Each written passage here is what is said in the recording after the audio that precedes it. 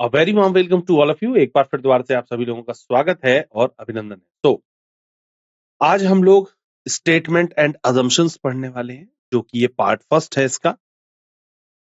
Statement and assumptions के अंदर क्या होता है, ये सारी बातों को हम लोग सीखेंगे। किस तरीके के इन क्वेश्चंस को टैकल करने के लिए, इस तरीके के क्वेश्चंस को करने के लिए क्या अप्रोच लगानी चाहिए, किस कॉन्सेप्ट के साथ में इस क्वेश्चन को करना चाहिए, इन सभी बातों को आज हम लोग सीख लेंगे और इसके बाद इसके सॉल्यूशंस पर भी बात स्टार्ट करते हैं आज के हमारे session. Disclaimer: the images used, the image text and other material used in our presentations are for educational purposes only. We respect the intellectual property rights of the original creators and owners. If you are the owner and have any concerns or issues, please contact us at sathi@iitk.ac.in and we shall remove the image. Yeah, we shall remove the same. Thank you. तो सबसे पहले यहां पर question आया है statement and assumption. इसे कहा क्या जाता है, पहले तो ये कि ये जो है, ये चैप्टर जो है, ये एनालिटिकल का पार्ट है। जो रीजनिंग है, रीजनिंग को पढ़ने के लिए हमने 3 जगह पर क्लासिफिकेशन किया था। The first one is verbal reasoning, the second one is non verbal reasoning and the third one is analytical reasoning, या उसे आप ये भी कह सकते हैं लॉजिकल रीजनिंग का पार्ट है। तो जिसमें चीजों को लॉजिकली सोचना पड़ जाए, उसके ऊपर कोई फॉर्मूला वगैरह अप्लाई ना हो रहा हो, उसको हमें डिजिटली सोचना पड़े। डिजिटली का मतलब कि दिमागी तौर पे आपको सोचना है कि क्या इसके लिए सही है और क्या चीज इसके लिए गलत है, और इन चीजों को सभी को एक इन द लाइन सेट व्यवस्थित करते हुए हमें क्वेश्चन का आंसर करना। अब उस पर्टिकुलर चैप्टर के अंदर एक क्वेश्चंस ये जो आते हैं, ये आते हैं स्टेटमेंट एंड अजम्पशंस। अब होता क्या है, इसका मतलब क्या है वो समझिए। स्टेटमेंट एंड अजम्पशंस का मतलब होता है, स्टेटमेंट का मतलब हो गया कथन, और अजम्पशंस का मतलब हो गया कि क्या आप अजम्पशन लगा रहे हैं इस पर, क्या आपकी अवधारणा है इस पर, या ये भी कह सकते हैं क्या इसकी पूर्व धारणा है आपकी। इसके लिए जो बेस्ट, जो सबसे अच्छा शब्द होगा वो होगा पूर्व धारणा, कथन और पूर्व। अब पूर्व धारणा को अगर मैं संधि विच्छेद करके पढ़ूं तो पूर्व प्लस धारणा, पूर्व का मतलब होता है पहले और धारणा का मतलब होता है कि उस व्यक्ति का उस बारे में क्या सोच है। तो पूर्व में, पहले में क्या धारणा रही है ताकि वो काम किया गया है, जबकि वो काम किया गया है। तो इसीलिए इस चैप्टर का नाम रखा गया है स्टेटमेंट एंड अजम्पशन, मतलब कथन और पूर्व धारणा। ये चीज इसके अंदर होता क्या है, सबसे पहले आपको एक डायरेक्शंस दिए जाएंगे क्वेश्चन को करने के लिए। फिर इसके बाद सबसे पहले इसमें एक स्टेटमेंट आपको दिया जाएगा कि भाई ये स्टेटमेंट है, कोई रिकॉर्डेड, ठीक है, या कोई भी एक वाक्य, एक स्टेटमेंट आपको दिया गया। अब वो जो स्टेटमेंट दिया जा रहा है उसके बेसिस पर कुछ अजम्पशंस होती हैं। अजम्पशंस 2 भी हो सकती हैं, 3 भी हो सकती हैं, अजम्पशंस कितनी भी हो सकती हैं। अब जब हम उन अजम्पशंस को लगाते हैं, जब हम उन अजम्पशंस को वहां पर फिट करते हैं, देखते हैं कि इस स्टेटमेंट के हिसाब से कौन सी अजम्पशन सही है, कौन सी अजम्पशन गलत है। या तो दोनों गलत होंगी, या दोनों ही सही होंगी, या एक गलत एक सही होगी, या फिर इसके अंदर कोई भी सही नहीं होगी। इस तरीके से हमको जो भी ऑप्शंस दिए जाते हैं, 5 ऑप्शंस आपको दिए जाएंगे, उन 5 ऑप्शंस के आपको आंसर करने। ये आईबीपीएस के अंदर बेसिकली बहुत ज्यादा इंपॉर्टेंट टॉपिक है और बहुत ज्यादा इंपॉर्टेंटली पूछा भी जाता है। अब जैसे यहां पर डायरेक्शंस दिए गए क्वेश्चन के अंदर कि in each of the following below is given a statement followed by 2 assumptions numbered first and second.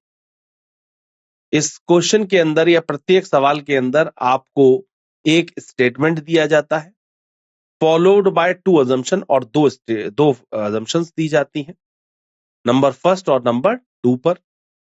An assumption is something supposed or taken for granted. इसका मतलब ये होता है कि assumptions जो आपको दी जा रही हैं वो स्टेटमेंट के आधार पे होती हैं, सपोज्ड होती है। समथिंग सपोज्ड मतलब कि हम कुछ ना कुछ सपोज कर लेते हैं कि सपोज ऐसा हुआ होगा। अब अपनी एक धारणा बना लेते हैं उसके ऊपर कि शायद ऐसा हुआ होगा, एक अजम्पशन अपनी हम लगाते हैं।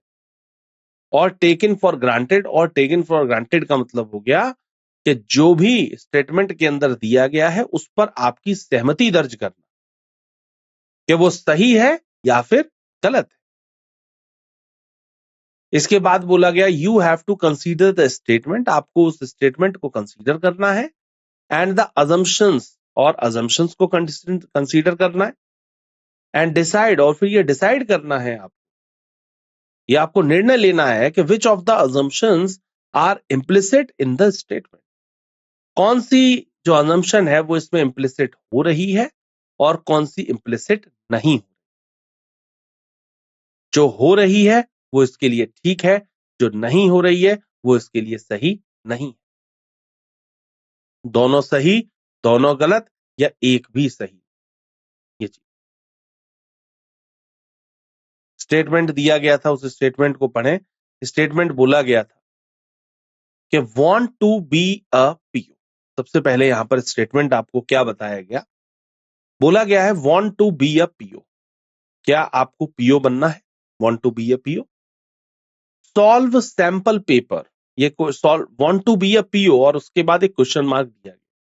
इसका मतलब जैसे मैं आपसे एक सवाल पूछूं, क्या आपको पीओ बनना है, फिर बोला गया solve sample paper published by Arihant publication, जो अरिहंत पब्लिकेशन द्वारा जो भी सैंपल पेपर हैं जो पब्लिश करे गए हैं उन्हें लगाइए, सॉल्व करिए।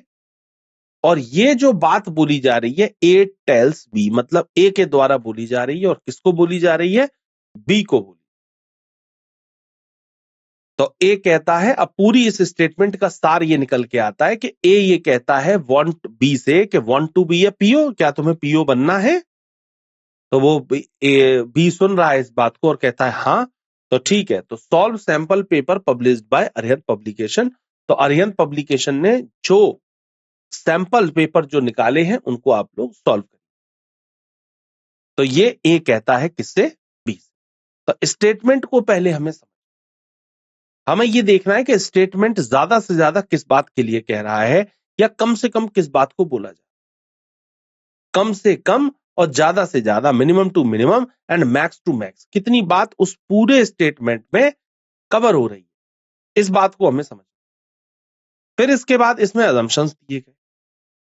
अब अजम्पशंस के अंदर सबसे पहली अजम्पशंस क्या बोली, पहली अजम्पशन बोली गई कि B will hear as advice, मतलब बी जो है वो ए की एडवाइस को सुन रहा है, पहली चीज तो ये। दूसरा बोला गया ए नोज अबाउट अरिहंत पब्लिकेशन, ए जो है वो अरिहंत पब्लिकेशन के बारे में जानता। ये दो आपको यहां पर अजम्पशंस लगाई, पहली ये कि बी जो है वो ए की बात सुन रहा है, और दूसरी बात ये है कि ए जो है उसको अरिहंत पब्लिकेशन के बारे में पता है, या उस पर्टिकुलर बुक के बारे में पता है। अब यहां पर ऑप्शंस दिए गए थे कि सिर्फ पहला अजम्पशन इंप्लिसिट करता है, only first assumption is implicit. B option था only second assumption is implicit. Third था इफ आइदर फर्स्ट और सेकंड इंप्लिसिट, मतलब या तो पहली या दूसरी इंप्लिसिट कर रही है। तीसरा बोला गया इफ नाइदर, ना पहली कर रही है ना दूसरी कर रही है, तब फोर्थ ऑप्शन लगेगा। और फिफ्थ ऑप्शन कब लगेगा, जब दोनों इंप्लिसिट कर रही है, पहली वाली भी सही है और दूसरी वाली भी सही है, तब ये ऑप्शन लगाया जाएगा फिफ्थ वाला। तो इस तरीके से ये 5 ऑप्शंस यहां पर डिस्क्राइब करे गए हैं, only first, only second, either second, neither first nor second, या both first and second implicit. इस तरीके से यहां पर इसके 5 ऑप्शंस आपको यहां पर दिए गए। अब आपको यहां पर ये क्रॉस वेरीफाई करना है, देखना है कि इसके अंदर क्या होना चाहिए, सही, परफेक्ट। अब देखें एक बार, समझिए एक बार इस क्वेश्चन को, स्टेटमेंट समझ में आ गया, अजम्पशन समझ में आ गई। अब ये देखिए कौन सी अजम्पशन सही है कौन सी गलत है, दोनों ही गलत हैं दोनों ही सही हैं, ये समझ करें।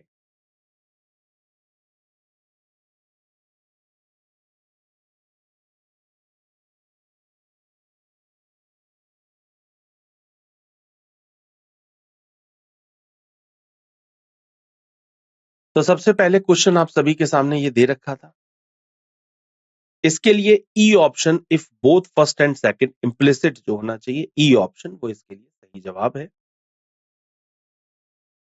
इसमें जो कॉन्सेप्ट लगाया गया वो 44.1 कॉन्सेप्ट लगाते हुए इस क्वेश्चन किया गया है। Assumption first is implicit as we say something to anybody with the assumption that we will listen to। देखिए, जब कभी भी हम अगर किसी से, जैसे ए अगर बी से कह रहा है, तो ये अजम्पशन हमेशा लगाई जाएगी कि ए अगर बी से कोई बात कह रहा है, इसका मतलब बी उस बात को कहीं ना कहीं सुन रहा होगा जो ए के द्वारा बोली जा रही है। तो इसीलिए पहली अजम्पशन जो है वो इसके अंदर सही बताई गई है, बिल्कुल perfect. assumption first is implicit as we say something to anybody, अगर हम लोग कोई बात किसी व्यक्ति को कहते हैं with the assumption, किसी assumption के माध्यम से that we will be listened to, इसका मतलब ये समझा जाता है कि वो व्यक्ति उस बात को कम से कम सुन रहा होगा, ये चीज है।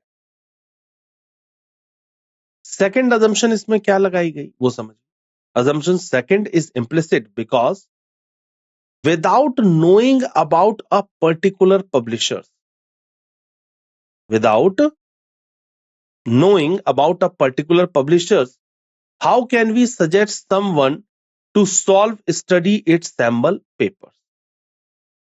अब सेकंड इम्प्लिसिट क्यों हो रही है? देखिए, ए नो अबाउट अरिहंत पब्लिकेशन, देखिए ए को अरिहंत पब्लिकेशन के बारे में पता होगा, उसने हो सकता है उस पेपर को सॉल्व किया हो या उस किताब को देखा हो, तभी तो वो बी को ये सजेस्ट कर पाएगा। मैं अगर अभी आपको सपोज दैट कोई बात सजेशन करूं कि आप उस बुक को परचेज कर लीजिए और उस बुक के क्वेश्चन लगाइए, तो मैं आपको ये क्यों सजेस्ट कर रहा हूं? ऑब्वियस सी बात है कि मैंने उस बुक को देखा होगा या उसके क्वेश्चंस को करा होगा, सॉल्व किया होगा, तभी मैं आपको ये एडवाइस दे रहा हूं या तभी मैं आपको ये चीज कह रहा हूं। तो विदाउट उसको यूज करे मैं आपको उसके बारे में कोई एडवाइस नहीं दे सकता हूं। मैं आपसे कहूं कि पर्टिकुलर उस एक्स जगह पर आप होके आइए, मैंने कहा आप ताजमहल होकर के आइए, वो बहुत ही सुंदर है, तो मैं ये आपसे तभी कह पा रहा हूँ, ऑब्वियस सी बात है, इसका मतलब ताजमहल के बारे में मुझे जानकारी है या उस ताजमहल को मैंने देखा है, तभी मैं आप उसको उसके देखने के लिए या उसको वहां पर जाने के लिए मैं आपको बोल रहा हूं या मैं आपको एडवाइस कर रहा हूं। तो वो चीज ऑलरेडी मैंने करी है, इसी बात को यहां पर बोला गया है कि because without knowing about a particular publisher, जब तक मुझे किसी पर्टिकुलर पब्लिशर के बारे में पता नहीं है, how can we suggest someone to solve या स्टडी इट्स सैंपल पेपर, जब तक मुझे किसी पब्लिशर के बारे में पता नहीं है, उस बुक के बारे में जानकारी नहीं है, तो मैं क्यों आपको ऐसे करके क्या कहते हैं सजेस्ट करूंगा कि आप उस सॉल्व पेपर को ले लीजिए। तो अगर कोई बता रहा है कि ये आप ले लीजिए, इसका मतलब उसे इंफॉर्मेशन उसके बारे में है ऑलरेडी, इसीलिए इसको यहां पर क्या किया गया, ठीक किया गया। तो फर्स्ट और सेकंड ये दोनों ही यहां पर इम्प्लिसिट होते हैं, तो ई ऑप्शन इसके लिए परफेक्ट आंसर है, राइट आंसर, बिल्कुल सही जवाब ई ऑप्शन, एकदम सही।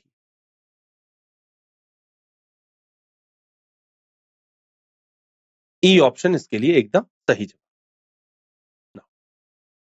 Moving to the next question. अब डायरेक्शंस को फिर बार बार पढ़ने की जरूरत नहीं है, क्योंकि डायरेक्शन सभी के अंदर सेम ही दी हुई।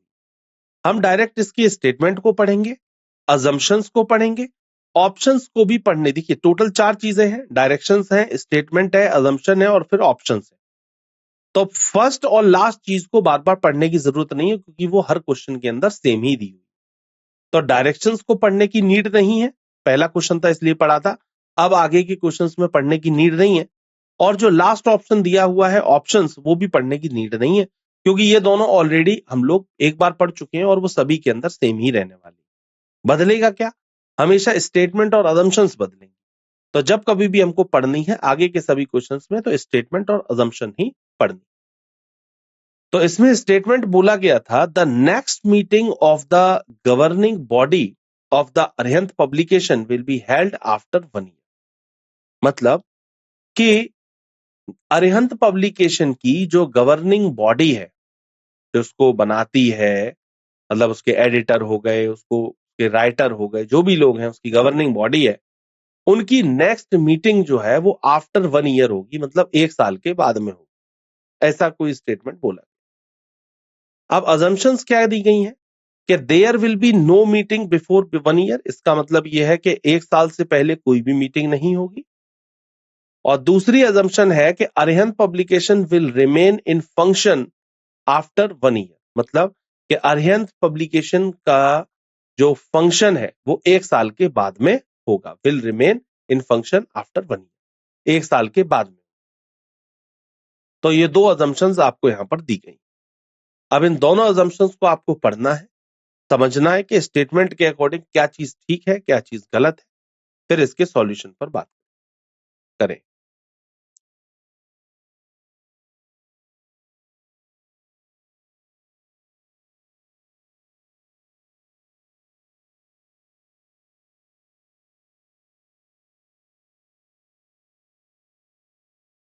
तो सबसे पहले ये था आप सभी के सामने क्वेश्चन। इसमें B option only assumption second is implicit बिल्कुल सही जवाब है, सिर्फ दूसरी सही है। इसमें जो कॉन्सेप्ट लगाया गया है वो 44.1 अप्रोच लगाते हुए इस क्वेश्चन को किया गया है। assumption first is invalid because it has no connection with given statement. The statement clearly says that about a meeting of governing body, not about any other meeting. एक बात समझिए, पहली वाली जो स्टेटमेंट आपको जो इसके अंदर बोला गया है, उस स्टेटमेंट के अंदर केवल गवर्निंग बॉडी की जो मीटिंग है उसकी बात चल रही है। और अजम्पशन के अंदर पहली अजम्पशन में बोला जा रहा है there will be no meeting before 1 year, 1 साल से पहले कोई भी मीटिंग होगी, मतलब नॉर्मल मीटिंग अगर कोई होनी है तो वो भी नहीं होगी। इसमें ये बात बोली जा रही है अजम्पशन के अंदर। तो इसीलिए यहां पर बोला गया है कि इसके बीच में कोई कनेक्शन ही फिट नहीं हो पा रहा है। The statement clearly say that statement clearly ये कह रहा है कि about meeting of governing body के बारे में मीटिंग 1 साल बाद होगी, लेकिन इसका मतलब ये नहीं है कि अदर मीटिंग कोई होनी है तो वो भी नहीं होगी इस पूरे 1 साल के अंदर, नहीं, ऐसा नहीं। तो इसलिए पहला हो जाता है रॉन्ग। अब आते हैं सेकंड पर। तो assumption second is valid, second जो है वो वैलिड है। क्यों? As only those bodies that are functional hold meetings. So, if it is announced that next meeting will be held after 1 year, the announcer must be assuming that the institute will remain functional after 1 year. इसका मतलब ये हुआ कि जब ये बोला जा रहा है कि अब हम लोग 1 साल के बाद में मिलेंगे, अब हम लोग 1 साल बाद मीटिंग करेंगे, इसका मतलब ये हुआ कि इट इज फंक्शनल, मतलब कि ये अरिहंत पब्लिकेशन जो है वो 1 साल बाद भी फंक्शनल रहेगा। फंक्शनल का मतलब समझ रहे हैं? फंक्शनल का मतलब ये हो गया कि वो कंपनी 1 साल बाद भी चल रही होगी, वो कार्य कर रहे होंगे। ये एज्यूम ऑलरेडी करा जा चुका है। और वो क्यों करा गया? क्योंकि जो फंक्शन है उसके लिए बोला गया कि अब हम लोग 1 साल बाद फंक्शन करेंगे, तो 1 साल बाद तक कंपनी चलेगी, तभी तो बोला जा रहा है ये बात। अगर कंपनी मान लीजिए बंद अगले 6 महीने में बंद होने वाली होती, तो ये बात क्यों बोली जाती कि 1 साल के बाद में अब हम लोग अगली मीटिंग करेंगे, जब उन्हें पता है कि 1 साल बाद कोई होगा ही नहीं यहां पर। तो इसीलिए जो इसका सेकंड जो इसकी अजम्पशन है वो बिल्कुल ठीक है, और पहली वाली अजम्पशन इसके लिए गलत है। तो सेकंड अजम्पशन इसके लिए बिल्कुल इंप्लिसिट करती है। परफेक्ट आंसर है, राइट। तो आप देखिए क्वेश्चन को करने का क्राइटेरिया समझिए। जो स्टेटमेंट में बोल दिया गया है केवल उसी के हिसाब से हम लोग असम्पशंस को व्यवस्थित कर रहे हैं, उसी के हिसाब से हम लोग असम्पशंस को ले रहे हैं। ऐसा नहीं कि कुछ भी असम्पशन ली जा रही है, नहीं, असम्पशंस हम सिर्फ वही ले रहे हैं जो स्टेटमेंट के अकॉर्डिंग सही है, या जितनी बात स्टेटमेंट में बोली जा रही है उसके अकॉर्डिंग असम्पशंस को एज्यूम किया जा रहा है। ये बात समझ। Now moving to the next question. Statement दिया गया था, please do not lean out of the running bus, a notice in a tourist bus. एक कोई टूरिस्ट बस थी, उस टूरिस्ट बस पर ये एक नोटिस लगाया गया, क्या?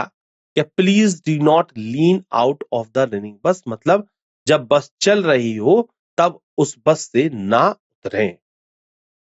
काफी बार चेतावनी लगा दी जाती है ना बसेस में, आप लोग पब्लिक ट्रांसपोर्ट में जब आप लोग ट्रेवल करते हैं कि हाथ बाहर ना निकालें चलती गाड़ी में, या चलती गाड़ी से उतरे ना, इन सब बातों को बोला जाता है। तो ऐसे ही टूरिस्ट बस के लिए ये बात बोली गई है कि जब बस रनिंग कंडीशन में हो, जब बस चल रही हो, तो कृपया करके बाहर की तरफ ना निकले या चलती बस से ना उतरे। अब अजम्पशंस क्या लगाई गई वो समझ। Leaning out of a running बस इज डेंजरस। क्या चलती बस से उतरना हमारे लिए डेंजरस है, खतरनाक है?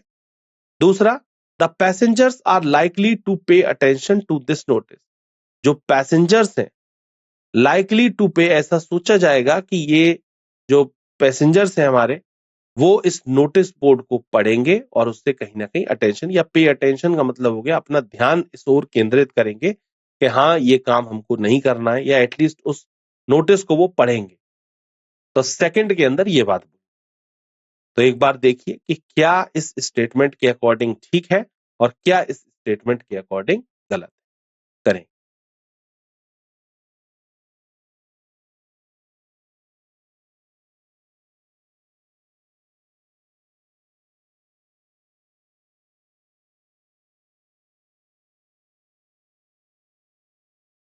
तो सबसे पहले ये आपको क्वेश्चन दिया गया था, आपने देखा इसका E option, if both first and second are implicit, मतलब दोनों ही अजम्पशंस जो है वो अपनी अपनी जगह पर बिल्कुल ठीक है।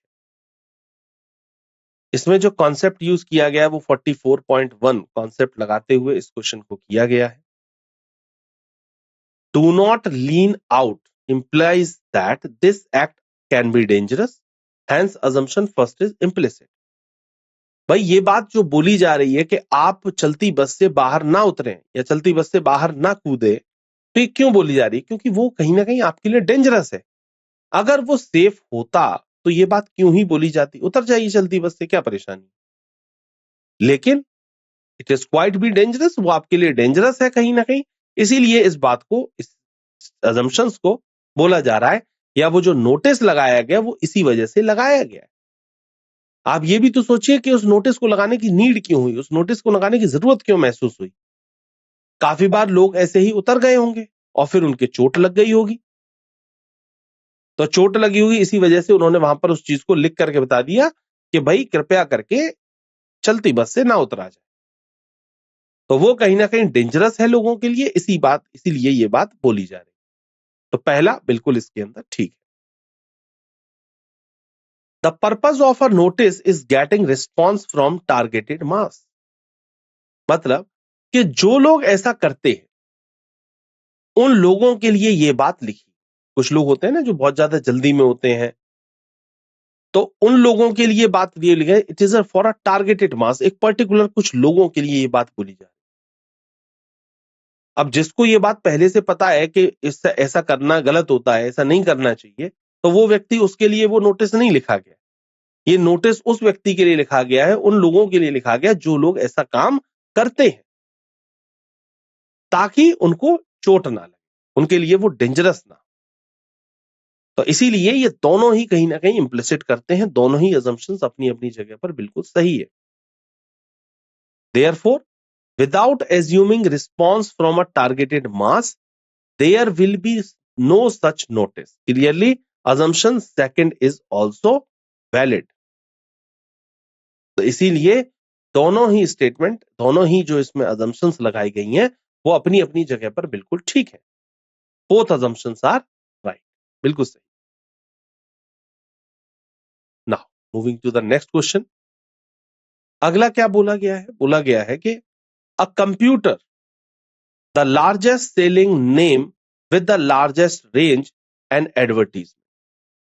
कोई भी एक कंप्यूटर है, XYZ कोई भी कंपनी है, तो उन्होंने एक अपनी टैगलाइन, उन्होंने कहीं पे एक नोटिस बोर्ड लगाया, या कहीं पे पैम्पलेट लगाया, या कहीं पे होर्डिंग लगाई, और उस होर्डिंग में लिखा ए कंप्यूटर या XYZ कोई भी कंप्यूटर का नाम, ये कंप्यूटर, और उसके नीचे एक टैगलाइन दी गई, द लार्जेस्ट सेलिंग नेम, सबसे ज्यादा बिकने वाला नाम, विद लार्जेस्ट रेंज, और सबसे ज्यादा रेंज है इनके पास में, सबसे ज्यादा क्वालिटी है इनके पास, एंड एडवर्टीजमेंट, एक एडवर्टीजमेंट के अंदर ये बात बोली गई। तो जितने भी एडवर्टीजमेंट पार्टनर्स होते हैं, या कंप्यूटर का एड हो या किसी और चीज का हो, सोप का हो, कुछ ना कुछ अपनी, देखिए हर एक कंपनी चाहती है कि हमारा प्रोडक्ट सबसे ज्यादा सेल हो, तो वो अपनी जो भी कंपनी होगी वो अपने प्रोडक्ट को सबसे बेहतर दिखाने की कोशिश करेगी। वो है या नहीं है, it will decided by the customer, वो कस्टमर डिसाइड करेगा। लेकिन वो कभी भी अपनी खामियां नहीं बताएगी, वो हमेशा यही करेगी, कहेगी कि हमारा प्रोडक्ट सबसे अच्छा है। एक लक्स साबुन है, एक संतूर साबुन है, तो ऑलवेज लक्स ये दिखाएगा कि हमारा साबुन अच्छा है, और संतूर साबुन ये दिखाएगा कि हमारा साबुन सबसे अच्छा है। क्रीम्स बहुत सारी आती है, नीविया आती है, फेयर एंड लवली आती है, लेकिन फिर भी फेयर एंड लवली ही ये दावा करती है कि हमारी उससे खूबसूरत हो जाते हैं, त्वचा अच्छी हो जाती है, स्किन अच्छी हो जाती है। लेकिन हु विल डिसाइडेड दिस, इसको डिसाइड कौन करेगा? इसे डिसाइड करेगा कस्टमर, जो उसे यूज कर रहा है। वो डिसाइड करता है कि वाकई में ये क्रीम अच्छी है, ये साबुन अच्छा है, ये कंप्यूटर अच्छा है, वो डिसाइड करता है। कंपनी तो अपने प्रोडक्ट को अच्छा ऑलरेडी बताएंगी, वो कैसे कह सकती है कि हमारा प्रोडक्ट खराब है? जब वही खराब कहेंगी तो कौन लोग उसको परचेज ही करेंगे? कोई परचेज नहीं करेगा उसको। ये चीज है। अब इसमें अजम्पशंस क्या लगाई गई हैं कि a computer is the only one with the wide variation, मतलब कि ए ही एक ऐसा कंप्यूटर है जिसके पास सबसे ज्यादा वाइड वेरिएशंस है, सबसे ज्यादा वेरिएशंस है, या सबसे ज्यादा रेंज है कह सकते हैं। और सेकंड अजम्पशन लगाएगी, there is a demand for computers in the market, मतलब कि कंप्यूटर्स के जो डिमांड है मार्केट के अंदर वो है कहीं ना। There is a demand of computers in the market, मतलब मार्केट के अंदर कंप्यूटर की डिमांड है। ये दो आपको अजम्पशंस यहां पर बताई। एक बार देखिए क्या होना चाहिए इसके लिए सही।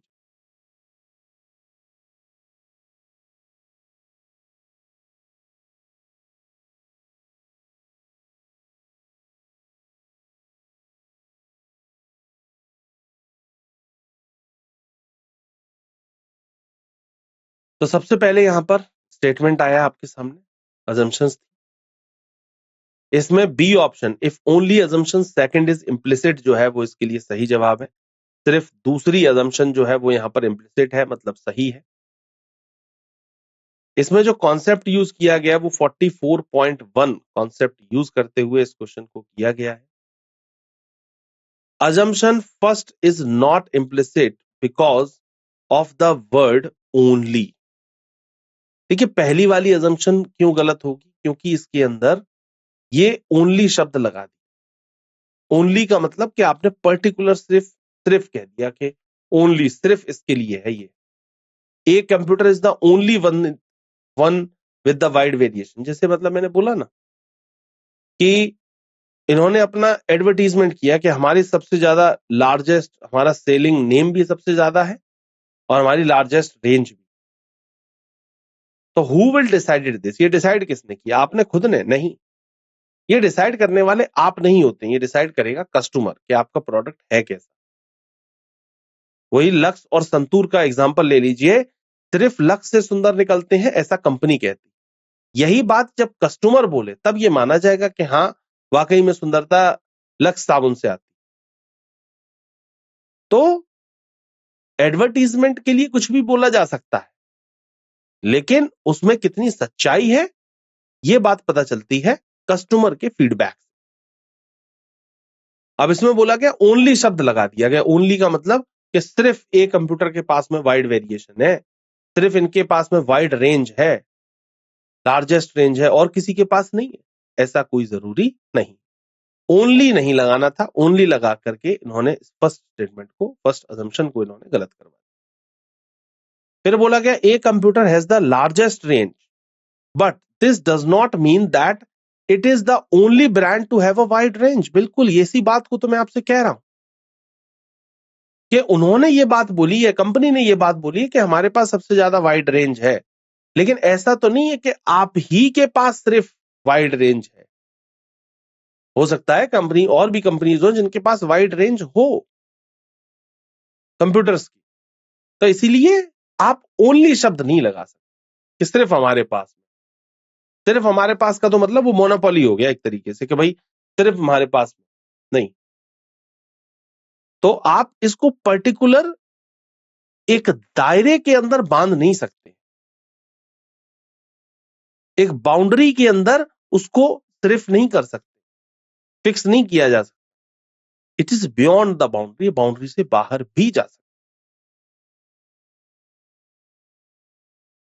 नेक्स्ट assumption सेकंड क्या कह रही है? It is truth that if computers are being advertised a demand for them must be existing, hence assumption second is implicit। इसका मतलब यह है कि जब ये स्टेटमेंट दिया जा रहा है कि ये ऐसे ऐसे करके हमारी रेंज जो है वो सबसे ज्यादा है, तो ये बेसिकली किसके लिए बोला जा रहा है? ये बेसिकली उन टारगेटेड कस्टमर्स के लिए बोला जा रहा है जिनको कंप्यूटर्स की नीड है या जो कंप्यूटर्स यूज करते हैं, ये भी आप कह सकते हैं, या मार्केट के अंदर डिमांड है उन कंप्यूटर्स की।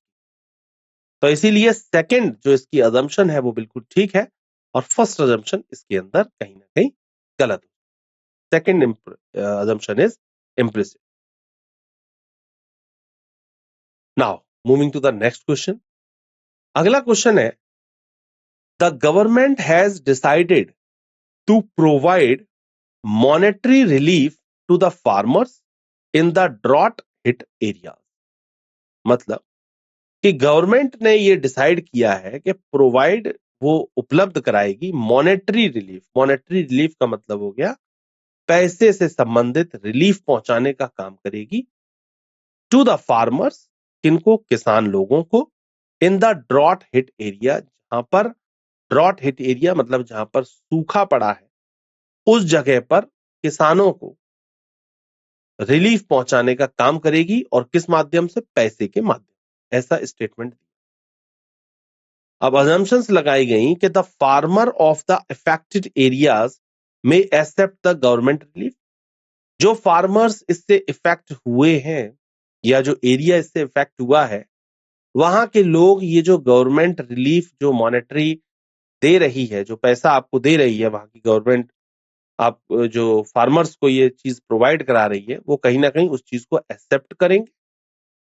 और दूसरा बोला गया the government machinery may be able to reach the affected farmers to provide relief. मतलब गवर्नमेंट की जो मशीनरी है, अब ये अगर जैसे पर्टिकुलर अगर ये मैटर है फार्मर से रिलेटेड है, किसान से रिलेटेड है, तो फार्मिंग से रिलेटेड हो गया, तो एग्रीकल्चरल मिनिस्टर जो होगा वो पूरे के पूरी मशीनरी, एग्रीकल्चर मिनिस्टर, फिर उसके नीचे जो भी उनके अधिकारी होते हैं वो, तो वो अधिकारी को बोलेंगे, अधिकारी उनसे नीचे बोलेंगे, तो इस तरीके से एक पूरी हायर की फॉलो होती हुई जाएगी और तब उन फार्मर्स तक पहुंचा जाएगा, उनकी एक लिस्ट बनाई जाएगी और तब उनको ये रिलीफ पहुंचाया जाएगा।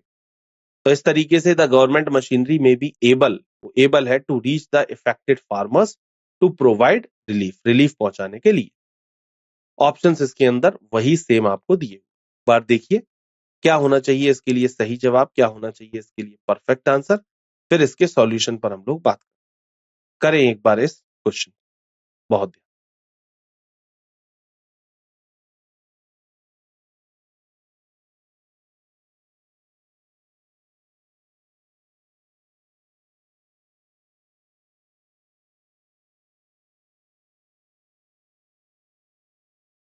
तो ये क्वेश्चन आप सभी के सामने था, आपने इसके स्टेटमेंट को पढ़ा और इसके ऑप्शंस को पढ़ा, असम्पशंस को पढ़ा। इसमें E option if both first and second are implicit जो है वो इसके लिए बिल्कुल सही है, परफेक्ट आंसर है, राइट आंसर है। अब ये सही क्यों है? तो पहली जो इसके अंदर बोली जा रही थी उसको पढ़ेंगे असम्पशन को, फिर दूसरे को पढ़ते। तो इसके लिए कॉन्सेप्ट जो लगाया गया वो 44.1 अप्रोच लगा करके इस क्वेश्चन को किया गया है। It is the plan of the government to provide a relief to the farmers. It means the government must be assuming that the plan can be executed. इस बात का मतलब ये हुआ कि the farmers of the affected area may be accept the government relief.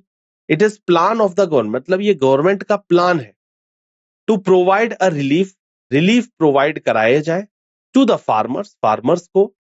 It means that the government must be assuming, government ये assume कर रही होगी that the plan can be executed. वो गवर्नमेंट ये एग्जीक्यूट करके चल रही है ऑलरेडी, वो एजम्पशन ये लगा के चल रही है कि ये हमारा प्लान जो है वो कहीं ना कहीं एग्जीक्यूट करेगा, कहीं ना कहीं सक्सेसफुल रहेगा। जिससे कि उनको इस चीज से रिलीफ मिल सके। एक बहुत ही सिंपल सी बात है कि अगर गवर्नमेंट कोई भी प्रोग्राम लेकर के आती है, तो कोई भी प्रोग्राम अगर लेकर के आई है गवर्नमेंट और उस प्रोग्राम के तहत हमारे लिए कोई भी प्रोजेक्ट वो लेकर के आती है, कोई भी हमें रिलीफ देने का काम करती है, कोई भी योजना हमारे लिए लेकर के आती है, तो इसका मतलब वो गवर्नमेंट उस चीज को एज्यूम करके चल रही है कि इससे काफी लोगों को कहीं ना कहीं फायदा मिलेगा। ये चीज now in fact the objective cannot be fulfilled without assumptions first and second, hence both first and second implicit। both object जो है वो बिल्कुल इसके फुलफिल करते हैं। अब दूसरा क्या था, the government machinery may be able to reach the affected farmers to the provide relief. Simple सी बात है कि वो वहां तक पहुंच सकते हैं, गवर्नमेंट बॉडी गवर्नमेंट मशीनरी वहां तक पहुंच सकती है, तभी ये स्टेटमेंट बोला जा रहा है। अगर वो उस जगह तक ना पहुंच पाती, वो उनको फायदा ना पहुंचाना चाहती, उसके मन में ही ना होता गवर्नमेंट के, तो वो क्यों इस तरीके का स्टेटमेंट वहां से बोला जाता। तो इसीलिए गवर्नमेंट ये चाहती है कि जो भी इफेक्टेड एरियाज हैं उससे रिलेटेड जो फार्मर्स हैं उनको इसका फायदा मिले, उनको हम पैसे से मदद कर पाए और वो उन तक पहुंच पाएगी, तभी वो मदद मिलेगी। ये भी कंफर्म। मैं आपसे बोलूं, अभी एक मैंने आपको एग्जांपल दिया कि आप बस से दिल्ली चले जाइए, तो आप बस से दिल्ली चले जाइए तो आपके उस रूट पर बस चलती होगी, तभी ये बात मैं आपको बोलूंगा कि आप बस पकड़ के दिल्ली चले जाइए। अगर आप ऐसी जगह पर रहते हैं जहां से बस दिल्ली जाती ही नहीं है, तो ये बात मैं क्यों बोलूंगा कि बस पकड़ के आप दिल्ली चले जाइए? क्यों? जो भी काम हो रहा होगा तभी बोला जाएगा। आप अपने शहर से एयरपोर्ट जाइए, एयरपोर्ट से फ्लाइट पकड़ के आप बैंगलोर चले जाइए, मैंने आपको ये स्टेटमेंट बोला। अब आपके शहर के अंदर एयरपोर्ट है, ये मुझे कंफर्म होगा तभी ये बात मैं बोलूंगा, और वहां से बैंगलोर के लिए फ्लाइट जाती है तभी ये बात मैं बोली जा रही। अगर मुझे ये बात पहले से पता है कि आपके शहर के अंदर एयरपोर्ट नहीं है, तो मैं ये बात आपसे बोलूंगा ही क्योंकि आप एयरपोर्ट जाइए और फ्लाइट पकड़ के बैंगलोर चले जाइए। ये बात क्या, तो जो बात होनी है, गवर्नमेंट अगर उनको रिलीफ देने का काम कर रही है, तो इसका मतलब गवर्नमेंट विल बी एबल, वो एबल है to reach the farmers, farmers को पहुंचाने के लिए, मतलब वो फार्मर्स तक पहुंचने में कहीं ना कहीं सामर्थ है, वो पहुंच सकती है, तभी ये बात बोली। तो दोनों जो इसके अंदर असम्पशंस लगाई गई हैं वो अपनी अपनी जगह पर बिल्कुल इम्प्लिसिट है, एकदम सही। Now moving to the next question. अगला स्टेटमेंट बोला गया, even with the increase in the number of sugar factories in India, we still continue to import sugar। एक स्टेटमेंट बोला गया है, even with the increase in the number of sugar factories in India, मतलब कि sugar factories India के अंदर काफी तादाद में इंक्रीज हो रही हैं, फिर भी we still continue to import sugar, फिर भी हम लोग शुगर को बाहर से मंगवाते हैं। इतनी सारी फैक्ट्रीज होने के बावजूद हम लोग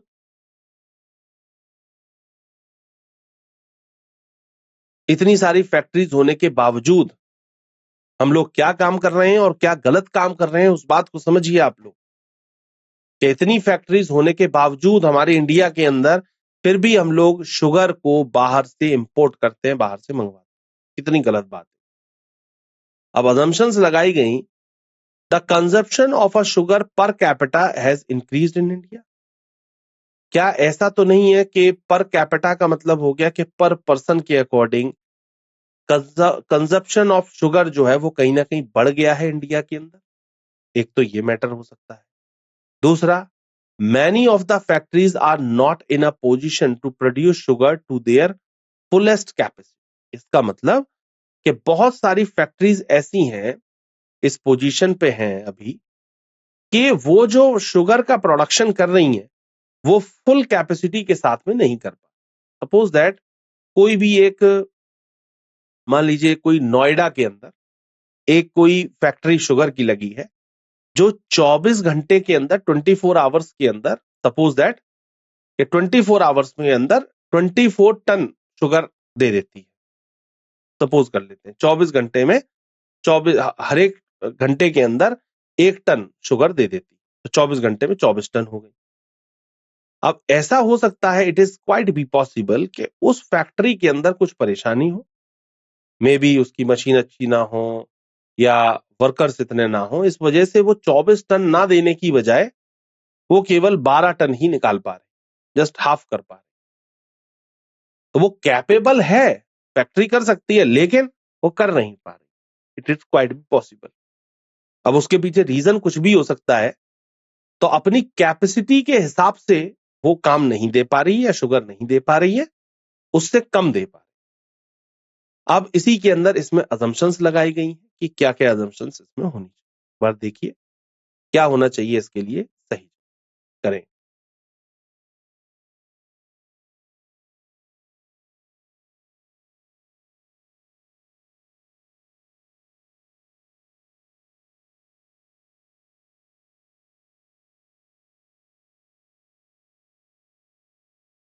अब यहीं पर ही आगे क्वेश्चन बोला गया, यहां पर स्टेटमेंट आपको दिया गया, अजम्पशंस दी गई। इसके अंदर ए ऑप्शन बिल्कुल सही है। If only assumption first is implicit, सिर्फ पहली जो है वो इम्प्लिसिट करती है। इसमें 44.1 अप्रोच लगाते हुए इस क्वेश्चन को किया गया है। assumption first is implicit as it is this that makes us import sugar in spite of increase in the number of sugar factory। assumption पहली इसके लिए ठीक है, implicit करती है। क्यों? the consumption of sugar per capita has increased in India, that implicit as it is that makes us import sugar in spite of the increase in the number of sugar factories। assumption second is invalid because future is beyond the scope of given statement। बाद वाले statement बोला गया था कि many of the factories are not in a position to produce sugar for their fullest capacity। तो ऊपर क्या बोला गया था, अब आप स्टेटमेंट को जरा समझिए। अगर आप ऐसे assumptions को देख रहे हैं तो दोनों ठीक लग रही होंगी, लेकिन आप स्टेटमेंट देखिए कि स्टेटमेंट क्या है। स्टेटमेंट ये है कि even with the increase in the number of factories in India, हाल फिलहाल में ही नंबर ऑफ फैक्ट्रीज जो है इंडिया के अंदर वो बढ़ गई हैं, फिर भी we still continue to import sugar, फिर भी हम लोग बाहर से शुगर मंगवाते हैं। अब पहले में बोला गया था the consumption of sugar per capita is increase in India, तो ठीक है, हो सकता है कि ये बढ़ गया है पर कैपिटा के हिसाब से, इसलिए उतना नंबर, अब जितने की रिक्वायरमेंट है उतना नहीं बन पा रहा, इसलिए हम लोग बाहर से इंपोर्ट कर रहे हैं। और दूसरा था कि many of the factories are not in the position to produce sugar to their fullest capacity. अब यहां पर कहीं पर भी अगर आप स्टेटमेंट को पढ़ें तो वहां पर इस अजम्पशन का कोई मतलब नहीं है। यहां ऊपर कहीं पर भी स्टेटमेंट में कैपेसिटी से रिलेटेड कोई बात ही नहीं कि फैक्ट्री के अंदर ये कैपेसिटी है या नहीं है, या वो इस पोजीशन पर है या नहीं है, ऐसी कोई बात स्टेटमेंट में नहीं बोली जा रही। इसलिए सेकंड जो है इसका असम्पशन वो गलत है और पहली असम्पशन इसके अंदर सही। तो first assumption is right. Moving to the next question, अगला स्टेटमेंट बोला गया you must learn to refer to a dictionary if you want to become a good writer. A advises, A ने बी को एक एडवाइस दिया क्या कि you must learn to refer to a dictionary, मतलब कि आपको डिक्शनरी से रेफर करते हुए काफी चीजें लर्न करनी चाहिए। If you want to become a good writer, अगर आपको एक अच्छा राइटर बनना है तो, ऐसा आप उन्होंने इसको एडवाइस किया। ए एडवाइजेस। अब अजम्पशंस लगाई गई, only writers refer to the dictionary, केवल राइटर्स होते हैं जो डिक्शनरी रेफर करते हैं या डिक्शनरी पढ़ते हैं या उसका रेफरेंस लेते हैं। या बोला गया ऑल राइटर्स गुड और bad refers to the dictionary, सभी राइटर्स जो अच्छे हों या बेकार हों refers to the dictionary, dictionary से रेफरेंस लेते हैं, ये बात। तो दोनों अजम्पशंस लगाई गई। एक में ओनली के लिए बोला गया, एक में ऑल के लिए बोला गया है, लेकिन ऑल वाले के साथ में गुड और बैड लगा दिया। तो इन दोनों अजम्पशंस को समझते हुए तब क्वेश्चन को करिए। तो एक बार समझे, फिर इसके सॉल्यूशन पर बात करें।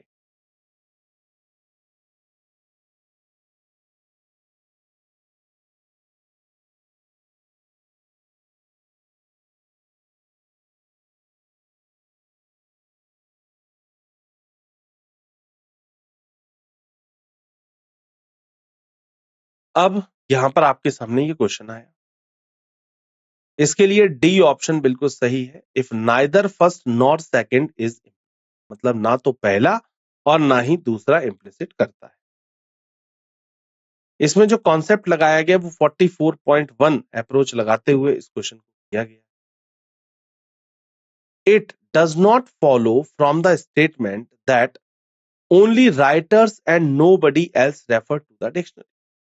देखिए पहले वाले में क्या बोला गया, only writers refer to the dictionary, सिर्फ राइटर्स डिक्शनरी देखते हैं। ऐसा जरूरी है क्या? नहीं, बहुत सारे टीचर होते हैं, बहुत सारे स्टूडेंट होते हैं, बहुत सारी आम पब्लिक होती है, किसी को भी डिक्शनरी की नीड हो सकती है। सिर्फ राइटर्स देखते हैं ऐसा कोई जरूरी नहीं है। तो उसमें इन्होंने ओनली शब्द लगा दिया, इसलिए गलत कर। ओनली का मतलब हो गया सिर्फ, पर्टिकुलर कुछ पर्सन के लिए हो गया। ये जो ओनली और ये जो ऑल शब्द है ना, ये बहुत ध्यान से लगाने होते हैं, इस बात का ध्यान रखिएगा। आप कोई भी चीज है, कोई भी स्टेटमेंट है, कुछ लोगों के ऊपर बोल सकते हैं, सम ऑफ द पर्सन। कुछ लोग ऐसे हैं जो मॉर्निंग वॉक पर जाते हैं, ये स्टेटमेंट ठीक है। अब यहीं पर मैं ये बोलूं, जितने भी लोग हैं, ऑल लोग हैं, वो सारे लोग मॉर्निंग वॉक पर जाते हैं, या ये मैं ये बोलूं कि कोई भी लोग मॉर्निंग वॉक पर नहीं जाते, या कोई भी लोग मॉर्निंग वॉक पर नहीं जाते, तो ये दोनों स्टेटमेंट बिल्कुल गलत है। मैं ऑल के ऊपर या ओनली के ऊपर कोई चीज अप्लाई नहीं कर सकता हूं। हाँ, वहां पर मैं सम के ऊपर अप्लाई कर सकता हूं कि हाँ कुछ लोग ऐसा कर सकते हैं, या मे बी कुछ लोग नहीं करते हो। तो ऑल के ऊपर और ओनली के ऊपर जब कभी भी आप कोई बात बोल रहे हैं, इसका मतलब आप एक बहुत बड़ा वाक्य बोल रहे हैं।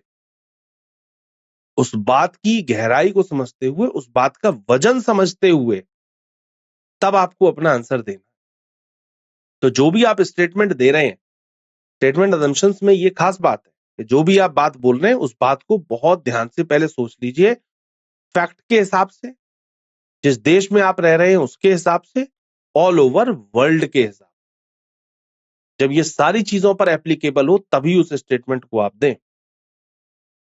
तो it does not follow from the statement that only writers and nobody else refer to the dictionary. कोई और रेफर नहीं करता है, सिर्फ राइटर ही रेफरेंस लेते हैं डिक्शनरी से। ये चीज। दूसरा क्या था? Also nothing is mentioned about bad writers, तो neither first nor second is implicit. Nothing is mentioned about bad writers. अब यहां पर बैड या गुड के बारे में कुछ बोला ही नहीं गया ऊपर, क्या अच्छे राइटर होंगे वो लेंगे या जो खराब राइटर होंगे वो लेंगे। तो इसीलिए इसमें neither first nor second implicit आएगा। ऑल राइटर, जितने भी राइटर हैं वो सारे ही डिक्शनरी का रेफरेंस लेंगे, चाहे अच्छे हो चाहे बेकार। ऐसा भी नहीं कह सकते। हो सकता है कि कुछ राइटर्स ऐसे हो जिनकी ऑलरेडी बहुत अच्छी इंग्लिश हो, बहुत अच्छे उनको वर्ड्स आते हो, तो वो क्यों रेफरेंस लेंगे? नहीं लेंगे।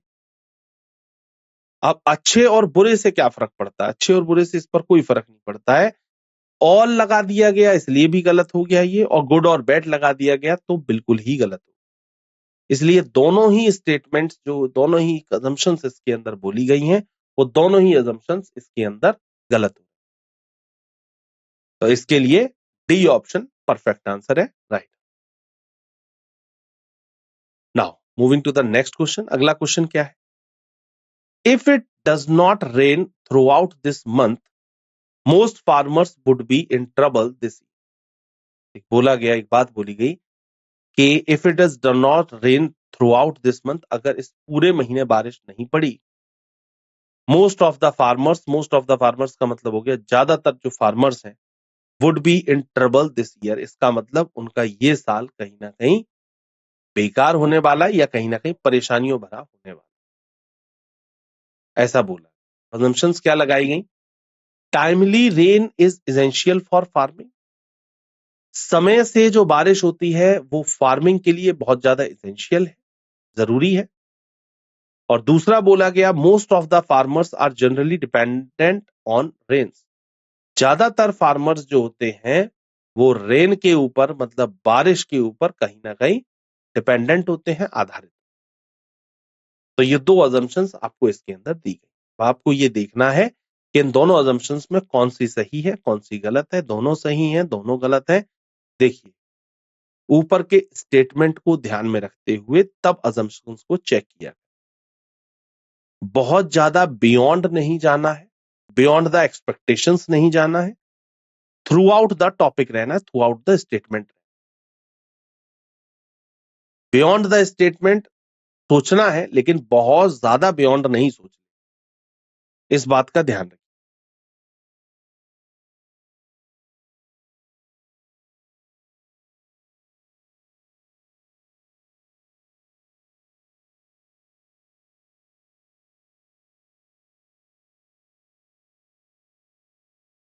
आपके सामने स्टेटमेंट था और अजम्पशन था। इसके लिए E option, if both first and second are implicit, वो इसके लिए बिल्कुल सही जवाब है, परफेक्ट आंसर है। यदि पहले और दूसरा दोनों इम्प्लिसिट करते हैं तो। इसमें जो कॉन्सेप्ट लगाया गया वो 44.1 अप्रोच लगाते हुए इस क्वेश्चन को किया गया है। Since the statement speaks of the essentially and requirement of the rain for farmers, hence both the assumptions are implicit in the statement. ये दोनों ही assumptions अपनी अपनी जगह पर बिल्कुल ठीक हैं। पहली, timely rain is essential for farming. जो टाइमली रेन होती है, समय से बारिश होना, फार्मर्स के लिए, फार्मिंग के लिए बहुत ज्यादा जरूरी है, ये बिल्कुल ठीक है। और दूसरा, मोस्ट ऑफ द फार्मर, ज्यादातर फार्मर्स जो होते हैं वो जनरली डिपेंडेंट ऑन रेन्स। ज्यादातर फार्मर्स जो होते हैं वो बारिश पर ही कहीं ना कहीं डिपेंडेंट होते हैं। तो इसीलिए ये दोनों ही अजम्पशंस जो है वो अपनी अपनी जगह पर बिल्कुल ठीक है, एकदम perfect. Both assumptions are right. तो बिल्कुल सही है, परफेक्ट आंसर है इसके लिए E option, both statement, both assumptions are right. Now moving to the next question. अगला क्वेश्चन है, food poisoning due to the consumption of liquor is very common in rural area. इस वाक्य का मतलब क्या हुआ कि रूरल एरियाज के अंदर, जो देहाती एरियाज हैं, रूरल एरियाज हैं, वहां पर फूड पॉइजनिंग हो जाती है due to the consumption of liquor. Very common, बहुत ही कॉमनली इस बात को कहा जाता है, और ये ज्यादातर ऐसा देखा जाता है कि लिकर लेने से, लिकर का कंजप्शन करने से जो फूड पॉइजनिंग हो जाती है, ज्यादातर ऐसा देखा गया है। और किस एरिया के अंदर? रूरल एरियाज के अंदर। रूरल एरियाज के अंदर लिकर लेने से फूड पॉइजनिंग हो जाती है ज्यादातर। असम्पशंस दिए गए, there are more illegal and unauthorised shop selling liquor in villages and rural area. इसका मतलब कि there are more illegal and unauthorised shops का मतलब हो गया कि काफी सारी मात्रा में, काफी ज्यादा मात्रा में इलीगल और अनऑथराइज्ड शॉप्स हैं जो कि लिकर सेल करती हैं। कहां पर? विलेजेस में और रूरल एरियाज के अंदर। एक तो ये बोला गया। दूसरा, the ratio of the people drinking liquor in villages is much more than that in towns। मतलब कि टाउन में जितने लोग लिकर का सेवन करते हैं, ड्रिंक करते हैं, उससे ज्यादा रेशियो जो है वो विलेज में ड्रिंक करने वाले लोगों का है। ये दो अजम्पशंस आपको यहां पर लगाई। एक बार देखिए कि स्टेटमेंट के हिसाब से कौन सी अजम्पशन सही है, कौन सी अजम्पशन गलत है। दोनों सही हैं, दोनों गलत है, समझिए।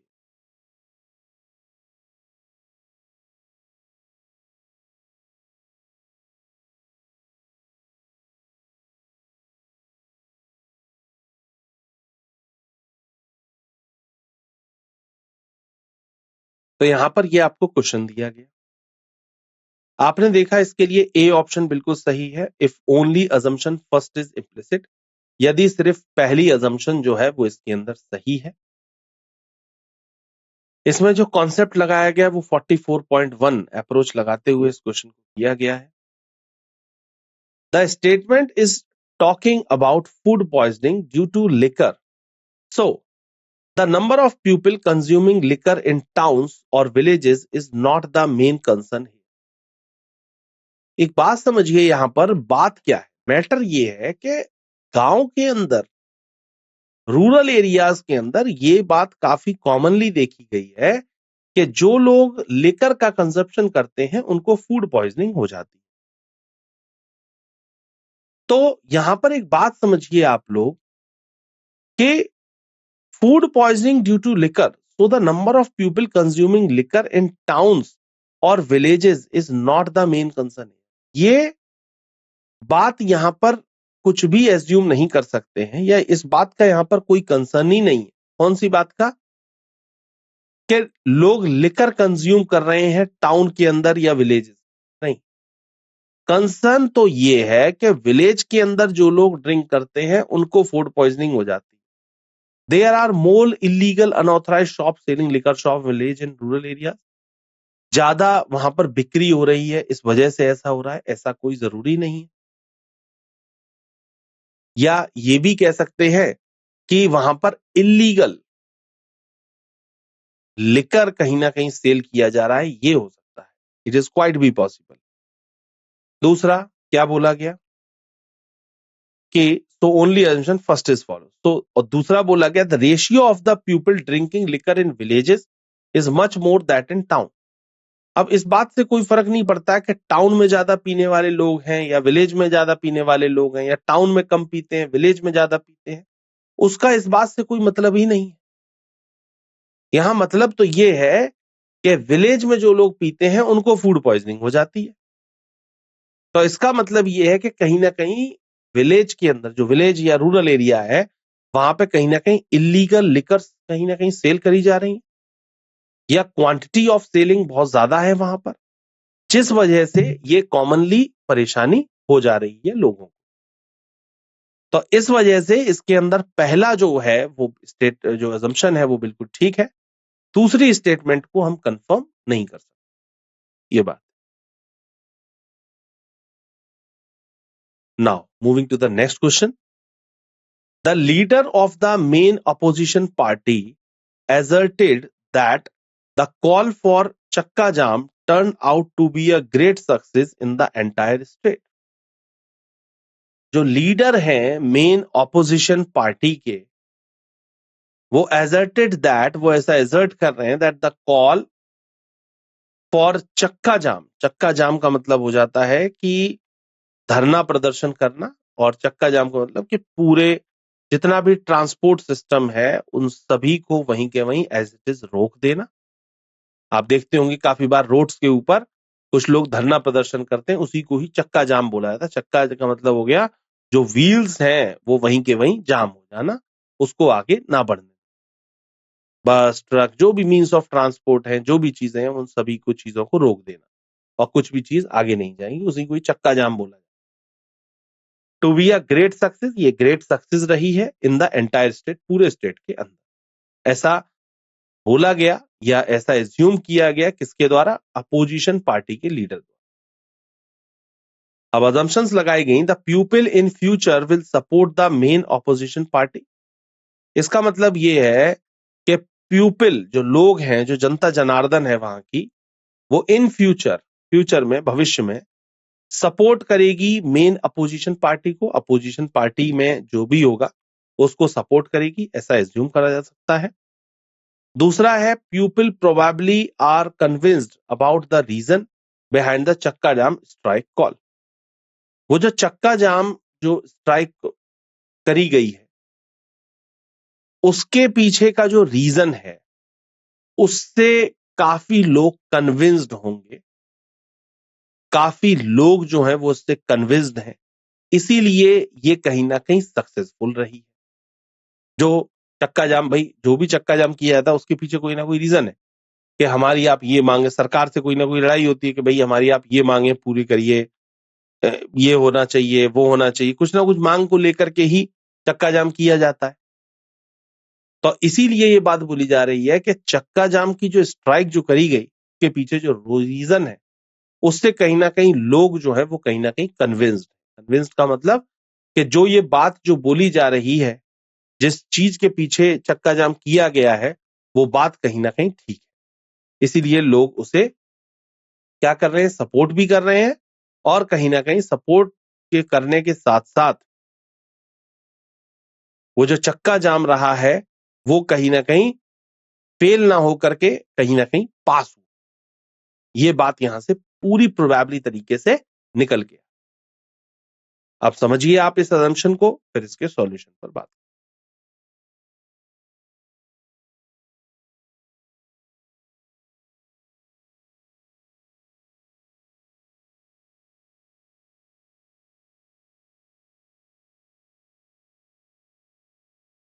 तो ये क्वेश्चन आपके सभी के सामने दिया हुआ था। इसमें B option, if only assumption second is implicit, बिल्कुल सही है। यदि सिंपल सिर्फ दूसरी असम्पशन जो है वो इम्प्लिसिट है। इसमें 44.1 कॉन्सेप्ट लगाते हुए इस क्वेश्चन का आंसर किया गया है। Since the chakka jam call was accepted by and large in the entire state, it is very likely that people are convinced about the reason behind the chakka jam strike call.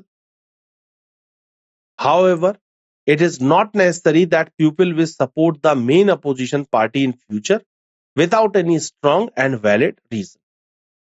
एक बात समझिए, जिस चीज के लिए वो चक्का जाम किया गया है उस बात से तो लोग एग्री करते और उस बात से काफी कंसर्न्ड हैं और कन्विंस्ड भी हैं कि हाँ, ये चक्का जाम जो हुआ ये ठीक हुआ है, और ये बात जो भी उनको मनवानी थी सरकार से, वो उस बात के पीछे, उस रीजन के पीछे गए और उन्होंने देखा कि ये रीजन तो बात तो वाकई में बहुत ठीक है और ऐसा होना भी चाहिए, तो इसलिए उसका उन्होंने सपोर्ट किया। लेकिन ऐसा कोई जरूरी नहीं है कि इस चीज का फायदा फ्यूचर में पार्टी को मिलेगा।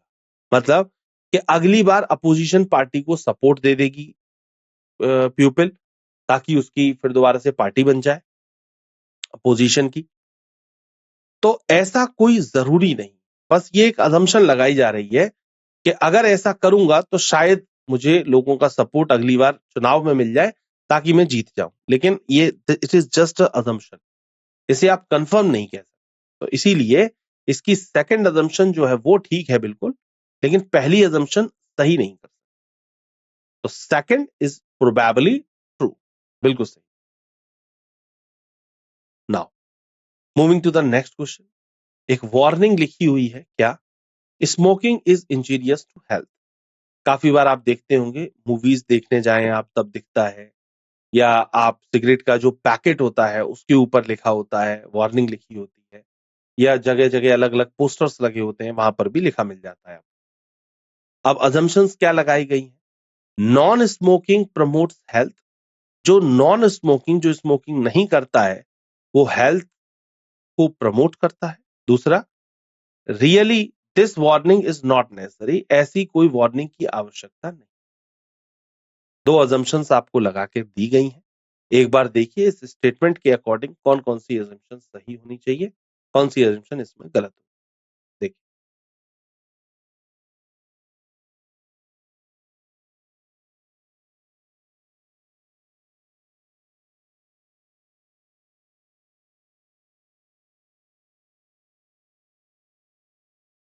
तो सबसे पहले ये क्वेश्चन आपको दिया गया था। इसमें आपने देखा सिर्फ इसके लिए ए ऑप्शन जो है वो बिल्कुल सही है। If only assumption first is, सिर्फ पहली इम्प्लिसिट, बिल्कुल पहला स्टेटमेंट सही है इसमें अजम्पशन। इसमें जो कॉन्सेप्ट लगाया गया वो 44.1 अप्रोच लगाते हुए इस क्वेश्चन को किया गया है। Smoking is injurious to health means that non smoking promotes health, and yes, this warning is necessary for various public places, therefore assumption first is implicit। तो पहली वाली बिल्कुल सही है, non smoking promotes health. Non smoking जो लोग नहीं करते हैं वो हेल्थ को कहीं ना कहीं प्रमोट करते हैं। Really this warning is not necessary, no, ये बात गलत है। ये वार्निंग वाकई में लिखी होनी चाहिए ताकि कम से कम लोग स्मोकिंग करें। ज्यादा से ज्यादा लोग स्मोकिंग ना करें। तो इसीलिए इस बात को बोला गया है, इसीलिए इस बात को यहां पर लिखा गया, ये बात यहां पर समझ। तो इसके लिए only first assumption is implicit, बिल्कुल सही। Now moving to the next question, most people who stop smoking gain weight. ज्यादातर लोग जो स्मोकिंग छोड़ देते हैं या रोक देते हैं, वो एकदम से गेन वेट कर लेते या वेट को गेन करना शुरू कर। अजम्पशंस लगाई गई, if one stop smoking one will gain weight.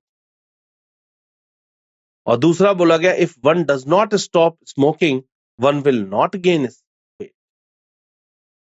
अब इसका मतलब यह हुआ कि इफ वन, यदि कोई व्यक्ति स्मोकिंग को स्टॉप करता है तो इसका मतलब उसका वेट बढ़ेगा, और दूसरा है कि अगर कोई व्यक्ति स्मोकिंग को स्टॉप नहीं करता है इसका मतलब उसका वेट भी नहीं बढ़ेगा।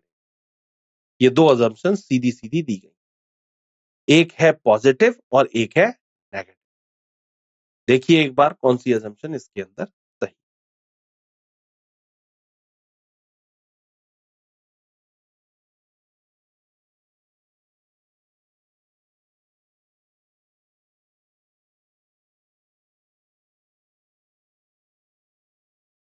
तो ये क्वेश्चन आप सभी के सामने दिया हुआ था। इसके लिए C option, if neither assumption first nor second is implicit, बिल्कुल सही है। ना तो पहली सही होगी और ना ही इसके अंदर दूसरी सही है। इसमें जो कॉन्सेप्ट यूज किया गया है वो 44.1 कॉन्सेप्ट लगाते हुए इस क्वेश्चन का आंसर किया है। Most of the people who stop smoking, ज्यादातर लोग जो स्मोकिंग स्टॉप कर देते हैं, हैव गेन्ड वेट, वो वेट गेन कर लेते हैं। That does not mean that if one quits smoking he या she will surely gain weight. देखिए ऐसा बोला गया है कि ऐसा होता है ज्यादातर केसेस के अंदर, लेकिन ऐसा ये कहें कि आप हर एक के ऊपर ये चीज एप्लीकेबल है तो ऐसा कोई जरूरी नहीं है। सपोज दैट कोई एक्स पर्सन है और स्मोकिंग करता है और उसका वेट काफी है और उसने स्मोकिंग छोड़ी तो वेट उसका कम हो जाएगा। ऐसा कुछ लोगों के ऊपर, ये बॉडी टू बॉडी वेराई करता है, लेकिन आप ये कहें कि ये सबके ऊपर अप्लाई होता है तो सबके ऊपर अप्लाई होना कोई जरूरी नहीं है। फिर आगे बोला गया, और non smokers can not gain weight, और नॉन स्मोकर्स के लिए ये बात बोली गई जो नॉन स्मोकर्स हैं, if one does not smoking one will not gain weight. जो लोग स्मोकिंग नहीं करते हैं वो वेट भी गेन नहीं कर पाएंगे, ऐसा कोई जरूरी नहीं। तो दोनों ही स्टेटमेंट अपनी अपनी जगह पर बिल्कुल गलत साबित हो, इसलिए ना पहला इसमें अजम्पशन सही है और ना ही इसमें दूसरा अजम्पशन सही। ये दोनों ही अजम्पशन अपनी अपनी जगह पर बिल्कुल गलत है। तो C option, if neither assumption first nor second are, बिल्कुल सही, परफेक्ट आंसर है, right. Now moving to the next question, good teachers develop good student. अच्छे टीचर्स जो होते हैं वो डेवलप करते हैं अच्छे students. Good teachers develop good student, बहुत ही सिंपल सा बात बोली गई, अच्छे टीचर अच्छे स्टूडेंट्स को डेवलप करते हैं। अब अजम्पशंस लगाई गई, strict teachers give quality education. जो स्ट्रिक्ट टीचर होते हैं, जो कठोर टीचर्स होते हैं, वो क्वालिटी एजुकेशन पर ध्यान रखते हैं या क्वालिटी एजुकेशन देते हैं। दूसरा, student like knowledgeable teacher. Students जो होते हैं उन्हें पसंद है नॉलेजेबल टीचर, जिस टीचर के पास बहुत ज्यादा नॉलेज है या जो नॉलेजेबल टीचर है वो टीचर्स को काफी पसंद करते हैं। कौन? स्टूडेंट। ऐसे दो अजम्पशंस आपको इसमें दी गई, एक बार देखिए कौन सी अजम्पशन इसमें ठीक होनी चाहिए, फिर इसके आंसर के ऊपर बात।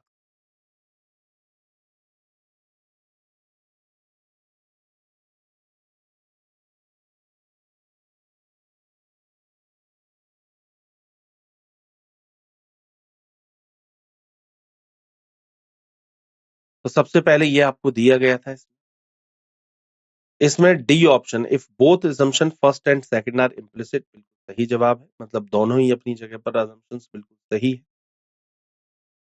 इसमें जो कॉन्सेप्ट लगाया गया वो 44.1 अप्रोच लगाते हुए इस क्वेश्चन को किया गया है। neither first nor second is implicit as the assumption have no link with the state. बात समझिए बहुत ही ध्यानपूर्वक इसमें, क्या good teachers develop good student. अच्छे टीचर्स जो होते हैं वो अच्छे स्टूडेंट्स को क्या करते हैं, इसमें good teachers develop good student, good teachers develop करते हैं गुड स्टूडेंट। अब यहाँ पर सबसे पहले बोला गया strict teachers give quality education. Strict teachers जो होते हैं वो क्वालिटी एजुकेशन प्रोवाइड करते हैं, पहली चीज। दूसरा, students like knowledgeable teacher. Students जो होते हैं वो नॉलेजेबल टीचर्स जो होते हैं, जिनके पास अच्छी नॉलेज है टीचर्स के पास में सब्जेक्ट से रिलेटेड, उन्हें पसंद करते हैं। तो इसमें जो होता है ये दोनों ही जो इसके अंदर अजम्पशंस जो इसके अंदर जो दी गई हैं वो दोनों ही कहीं ना कहीं इम्प्लिसिट नहीं कर रही। क्यों? क्योंकि इनका मीनिंग जो है वो फर्स्ट स्टेटमेंट के थ्रू पर कहीं ना कहीं नहीं जा पा रहा है। जैसे स्ट्रिक्ट टीचर ही क्वालिटी एजुकेशन देगा, ऐसा कोई जरूरी नहीं। बहुत सारे टीचर्स ऐसे हैं जो स्ट्रिक्ट नहीं है लेकिन फिर भी क्वालिटी एजुकेशन देते हैं। तो ये कह पाना कि सिर्फ जो स्ट्रिक्ट टीचर होगा वो अच्छी क्लास देगा या अच्छी एजुकेशन देगा, ऐसा कोई जरूरी नहीं है। दूसरा, स्टूडेंट्स लाइक नॉलेजेबल टीचर, ये कोई जरूरी नहीं है, स्टूडेंट टू स्टूडेंट वेराई करता है। हाँ, स्टूडेंट्स को पसंद है नॉलेजेबल टीचर जिनके पास नॉलेज अच्छी है, लेकिन ऐसा जरूरी नहीं कि प्रत्येक स्टूडेंट के ऊपर आप इस चीज को अप्लाई कर। बहुत सारे स्टूडेंट इसलिए किसी टीचर को पसंद करते हैं कि वो ये टीचर बात मुझे बहुत अच्छे करते हैं, ये टीचर मुझे इसलिए पसंद है। सबके पसंद करने के अपने अपने तरीके हैं। ये टीचर मुझे इसलिए पसंद है क्योंकि ये दिखते ज्यादा अच्छे हैं। ये टीचर मुझे ये इसलिए ज्यादा पसंद है क्योंकि ये मेरे घर के नजदीक रहते हैं, तो शाम को मैं इनके संग बैडमिंटन खेल लेता हूं, तो इसलिए मुझे ये पसंद है। तो देखिए, किसी टीचर को अगर आप पसंद कर रहे हैं तो ये हर एक के सबके अपने अपने पॉइंट्स हैं। हर एक के अपने अपने ये हैं कि भाई मैं इसलिए पसंद करता हूं, आप किसी लिए करते हैं, आपका कुछ और सोचना है, मेरे लिए उनका सोचना कुछ और है। तो इसीलिए इसमें D option neither first nor second इसके लिए सही होगा। ना पहला इंप्लिसिट कर रहा है, ना ही इसके अंदर दूसरा इंप्लिसिट, ये चीज। Now moving to the next question. अगला क्वेश्चन है, unemployment allowance should be given to all unemployed Indian youth after 18 years of age. अब इस लाइन का मतलब क्या है वो समझिए। इस लाइन का मतलब ये है कि अनएम्प्लॉयमेंट अलाउंस दिया जाएगा। अनएम्प्लॉयमेंट अलाउंस क्या होता है? जो बेरोजगार भत्ता जिसे हम लोग कहते हैं, should be given to unemployed Indian youth. ये जितने भी अनएम्प्लॉयड इंडियन यूथ है उनको दिया जाएगा अबव 18 ईयर्स ऑफ एज। 18 साल की उम्र से जो ऊपर के बच्चे हैं, जो यूथ है और जो कि अनएम्प्लॉयड है, जिनके पास कोई नौकरी नहीं है, उनको अनएम्प्लॉयमेंट अलाउंस दिया जाए, ये ऐसा बोला गया। अब अजम्पशंस ये लगाई गई कि there are unemployed youth in India who need monetary support. बहुत सारा अनएम्प्लॉयड यूथ है हमारे इंडिया के अंदर ऐसा जिसको मॉनेटरी सपोर्ट की जरूरत है, पहली चीज। दूसरा बोला गया, the government has sufficient funds to provide allowance to all the unemployed youth. Government के पास में सफिशिएंट फंड्स हैं टू प्रोवाइड अलाउंस। प्रोवाइड मतलब देने के लिए, ये अलाउंस किसके लिए? जो अनएम्प्लॉयड यूथ है उनको पैसा देने के लिए सफिशिएंट फंड्स हैं गवर्नमेंट ऑफ इंडिया के पास में, ऐसा बोला गया। तो इस तरीके से, और फिर इसमें ये ऑप्शंस आपको लगा करके दिए गए हैं। अब आप एक बार देखिए कि इन स्टेटमेंट के अकॉर्डिंग कौन से अजम्पशन इसके अंदर ठीक बैठता है या कौन सा इसमें गलत बैठता करें।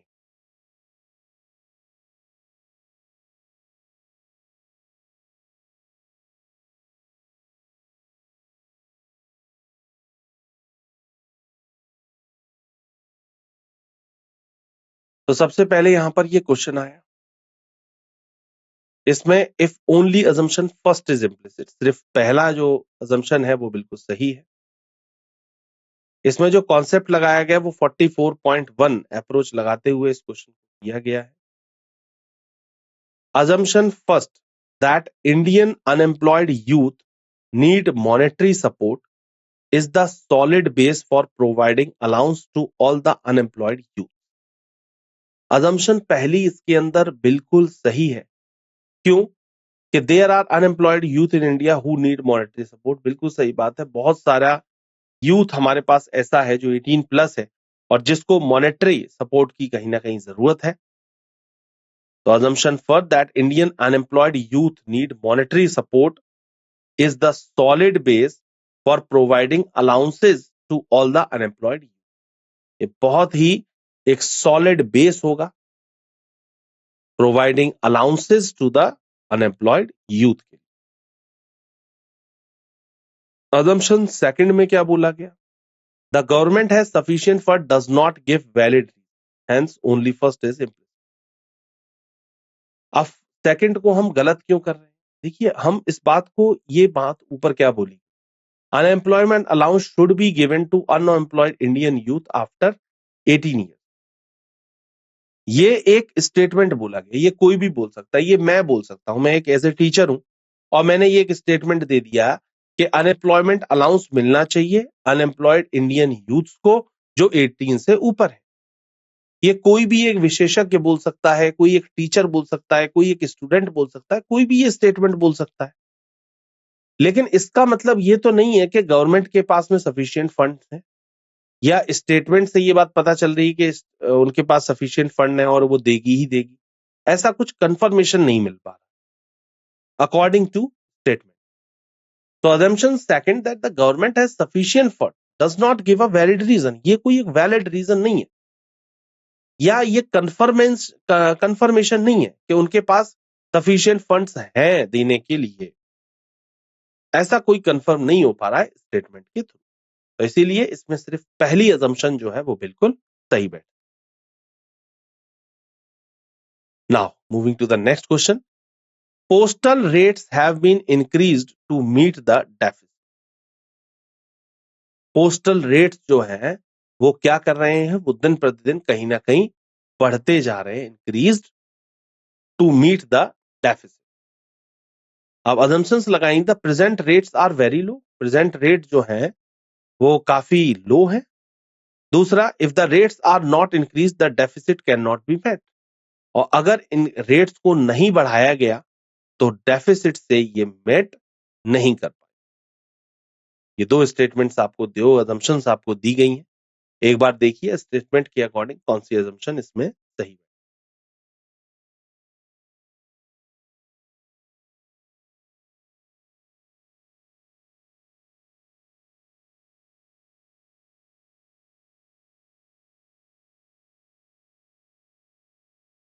तो इसके लिए ये क्वेश्चन दिया हुआ था।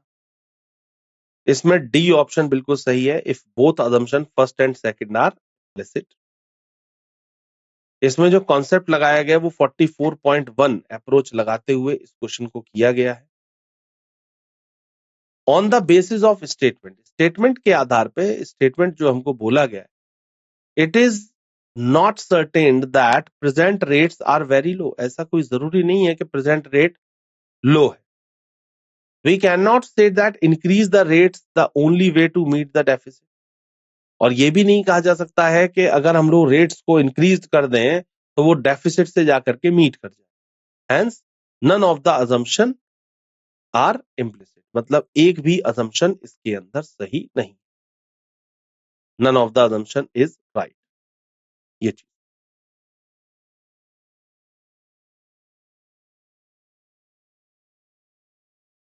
बोला गया। नाउ अ डेज मतलब फिलहाल के दिनों में harassment of a woman in public is increasing day by day। ऐसा देखा गया है कि हाल फिलहाल के दिनों में harassment हो रहा है वुमेन का in public, publicly, is increasing day by day. ये डे बाय डे इस चीज का इंक्रीमेंट हो रहा है, धीरे धीरे ये चीजें बढ़ती हुई जा रही हैं। harassment of women. assumptions बताए गए हैं, easy access to media such as internet results is the corruption of the minds of the youth। और दूसरा बोला गया, moral education is not properly imparted in the school and college level। तो harassment of women जो बोला गया है कि harassment of women दिन प्रतिदिन यहां पर बढ़ता हुआ जा रहा है डे बाय डे। अब यहां पर एक assumption लगाएगी कि easy access to media, media को आजकल इजीली एक्सेस किया जा सकता है, उन तक इजीली पहुंचा जा सकता है, सच एज इंटरनेट के माध्यम से results in the corruption of minds of a youth. तो इसीलिए यूथ के माइंड्स में कहीं ना कहीं करप्शन आने लग गया है, उनके दिमाग में ये कहीं ना कहीं कह सकते हैं कि गलत चीजें उनके अंदर भरने लगी के दिमाग में, इजीली हम तो ऐसा कर लेंगे तो ये इस चीज को ऐसा हो जाता है। दूसरा बोला गया मॉरल एजुकेशन तो दी जाती है स्कूल या कॉलेज लेवल पर, वो प्रॉपरली इम्पार्टेड नहीं करी जा रही है, प्रॉपरली नहीं दी जा रही है, जिसके कारण वर्ष ऐसा हो रहा है। अगर वो moral education proper time to time school में और एज वेल एज कॉलेज में दी जाती तो शायद ये चीजें ना हो। सेकंड अजम्पशन का कहना ये, एक बार देखिए क्या होना चाहिए इसके लिए सही जवाब, फिर इसके आंसर के ऊपर बात।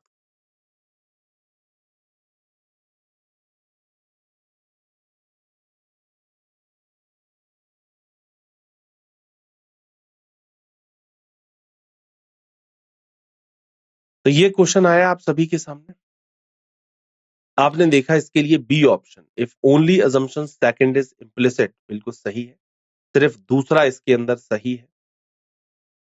इसमें जो कॉन्सेप्ट लगाया गया वो 44.1 अप्रोच लगाते हुए इस क्वेश्चन किया गया है।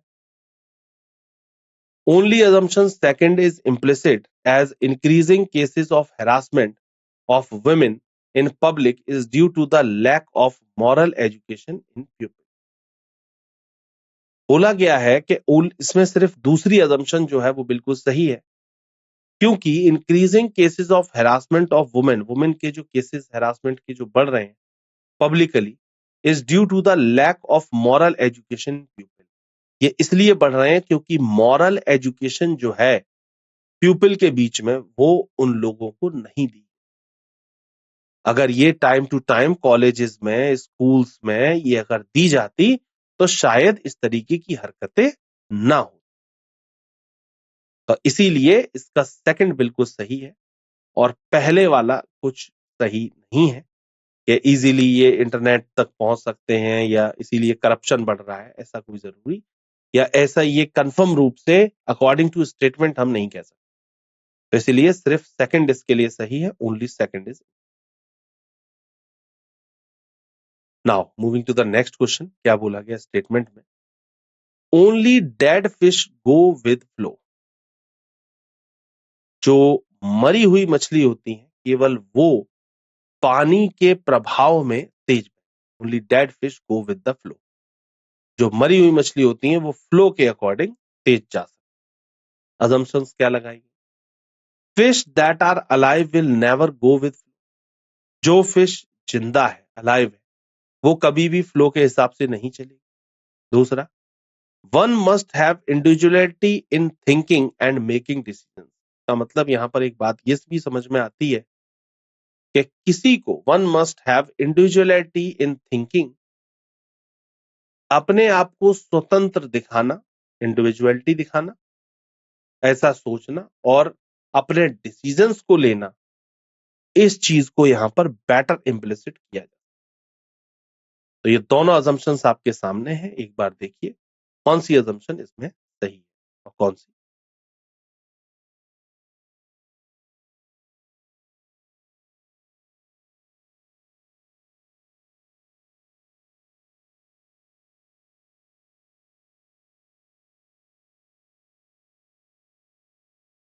तो सबसे पहले ये क्वेश्चन आया था आप सभी के सामने, इसमें बी ऑप्शन बिल्कुल सही है, only assumption second is implicit. इसमें जो कॉन्सेप्ट लगाया गया वो 44.1 अप्रोच लगाते हुए इस क्वेश्चन किया गया है। The given statement is a proverb which talks about the thought of individual ones. Hence, assumptions second follow the statement. अब हो क्या रहा है ये समझिए पहले तो, इसमें बोला ये गया है कि the given statement is proverb which talks about the throughout the individual ones. ये पूरे स्टेटमेंट के अंदर इंडिविजुअल के बारे में बात करी जा रही है। तो इसीलिए जो सेकंड स्टेटमेंट है वो कहीं ना कहीं, ये जो सेकंड जो इसमें अजम्पशन है वो बिल्कुल सही बताई गई, और पहली वाली के बारे में कुछ स्टेटमेंट से रिलेट नहीं कर पा रही है, इसलिए फर्स्ट अजम्पशन को इसमें गलत बता। तो पहली गलत है और दूसरी वाली सही। Now moving to the next question. To keep myself up to date I always listen to prime time news on television. A candidate tells the interview board. कोई एक पर्सन होगा, इंटरव्यू देने गया होगा, उसने बोला इंटरव्यूअर को, to keep myself up to date, मुझे अगर अप टू डेट रहना है कि कब क्या चल रहा है, दुनिया में क्या चल रहा है, देश में क्या चल रहा है, अप टू डेट रहने के लिए आई ऑलवेज लिसन, मैं हमेशा सुनता हूं प्राइम टाइम न्यूज, पढ़ता देखता हूं या सुनता हूं ऑन टेलीविजन, ऐसा बोला गया। अब अजम्पशंस क्या लगाई गई? The candidate does not read newspaper, candidate जो है वो न्यूज़पेपर नहीं पढ़ता है।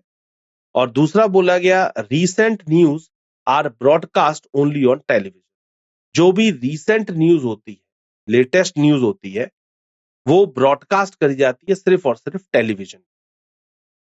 ये ऐसी दो अजम्पशन लगाई। एक बार देखिए क्या होना चाहिए।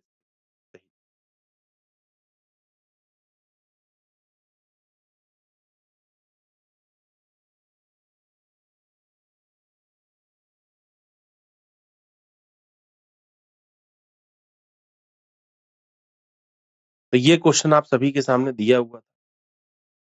इसके लिए C option, if neither assumption for first और नॉर सेकंड इज इम्प्लिसिट। इसके लिए कॉन्सेप्ट जो लगाया गया वो 44.1 अप्रोच लगाते हुए इस क्वेश्चन को किया गया है। Assumption first is not implicit as the candidate listening to news on the television does not mean that he does not read the newspaper. पहली assumption गलत क्यों है? ऐसा कोई जरूरी नहीं है कि अगर कोई व्यक्ति न्यूज पढ़ता है टेलीविजन पर या न्यूज देखता है टेलीविजन पर या न्यूज सुनता है टेलीविजन पर, इसका मतलब वो न्यूज़पेपर पढ़ता है या नहीं पढ़ता है, इस बात की क्या गारंटी? नहीं क्या गारंटी। तो इसीलिए पहला वाला तो गलत। सेकंड क्या बोला गया? Second is also invalid because of the word only disconnect assumption second from the given statement. आप देखिए ओनली शब्द नहीं लगा सकते, मैंने कहा ना, मैं ओनली अप्लाई नहीं कर सकता हूं। Recent news are broadcast only on television, सिर्फ टेलीविजन पर आती है। क्यों? इंटरनेट हो गया, यूट्यूब हो गया, न्यूज़पेपर हो गया, बहुत सारे मीन्स ऑफ ऐसी चीजें होती हैं जिस पर न्यूज आजकल आ जाती है। आजकल इंटरनेट का इतना जमाना है, जिस टाइम पर हो सकता है, और आज के टाइम पर तो मुझे लगता है शायद टेलीविजन से भी पहले और भी जगहों पर फेसबुक पे दिखने लग जाती है, और इंस्टाग्राम पे बहुत सारे सोशल मीडिया इस तरीके की चीजें हैं जहां पर वो चीजें दिखनी शुरू हो जाती हैं। तो लेटेस्ट न्यूज सिर्फ टेलीविजन पर आती है ऐसा कहना कोई जरूरी नहीं है। हाँ, लेटेस्ट न्यूज टेलीविजन पर आती हैं, लेकिन सिर्फ उसी पर आती हैं ये कहना गलत हो। तो इसीलिए इसमें सेकंड assumption जो है वो बिल्कुल इसके अंदर इसमें गलत है, और पहली assumption भी अपनी जगह पर बिल्कुल गलत। दोनों ही रॉन्ग होती है, पर सी ऑप्शन इसके लिए perfect. Now moving to the next question. The government has instructed all the private schools in the city to maintain the current fees for at least 2 more। जो गवर्नमेंट है कहीं की भी, उसने ये डिसाइड किया और ये इंस्ट्रक्ट किया जितने भी प्राइवेट स्कूल्स हैं उनको, to maintain the current fees, जो भी करंट फीस आपकी चल रही है उसी को ही अगले 2 सालों के लिए मेंटेन करें। मतलब कि आप उसमें कुछ भी चीज बढ़ाएंगे नहीं, ना बढ़ाएंगे ना घटाएंगे, उतनी ही रखिए जितनी अभी तक चल रही है उतनी। अब ये बात बोली गई होगी कब? जैसे अभी कोरोना हुआ था, तो कोरोना के टाइम पर काफी सारे लोगों का जॉब नहीं बचा, तो जिसकी वजह से स्कूल्स की फीस नहीं भर पा रहे थे, तो इसीलिए हो सकता है गवर्नमेंट ने ये बोला गया हो कि आप जितनी फीस चल रही थी उतनी ही रखिए, ना कम करिए ना ज्यादा करिए, बढ़ाइएगा मत, उतनी ही रखिए। अब assumptions क्या लगाई गई वो समझ। The authorities of private school may not follow the government instruction as they are not dependent on government funds. मतलब कि जो अथॉरिटीज को ये बोला गया, जो प्राइवेट स्कूल्स वाले हैं, उनको ये बात बोली गई थी कि ऐसा मत करिएगा, लेकिन ऐसा कोई जरूरी नहीं है कि प्राइवेट स्कूल वाले इस चीज को फॉलो करें। क्यों? क्योंकि वो गवर्नमेंट फंड्स के ऊपर डिपेंडेंट। अब प्राइवेट स्कूल्स वाले, गवर्नमेंट तो पैसा उनको नहीं देती है करने के लिए या स्कूल चलाने के लिए, गवर्नमेंट तो पैसा नहीं पहुंचा रही है। प्राइवेट स्कूल वाले तो खुद ही अपने खर्चे चला रहे हैं, तो वो क्यों गवर्नमेंट की बात माने? ये बात होती है पहली। दूसरा, the parents of the students of private school of the city में स्टिल बी ईगर टू पे हायर फी। जो पेरेंट्स हैं, स्टूडेंट्स हैं, the parents of the student, जो पेरेंट्स हैं स्टूडेंट के, प्राइवेट स्कूल्स के सिटी के अंदर, में स्टिल बी ईगर टू पे हायर फीस, वो हायर फीस देने के लिए आज भी कहीं ना कहीं ईगरली चूज रहे या दे रहे। अब आपको ये देखना है कि इन दोनों अजम्पशंस के अंदर कौन सी अजम्पशन सही है और कौन सी अजम्पशन गलत। देखें,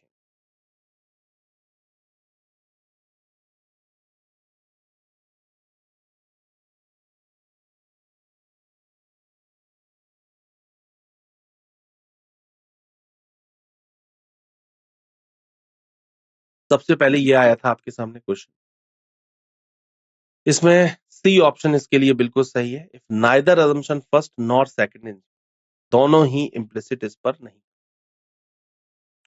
इसमें जो कॉन्सेप्ट यूज किया गया वो 44.1 अप्रोच लगाते हुए इस क्वेश्चन को किया गया है।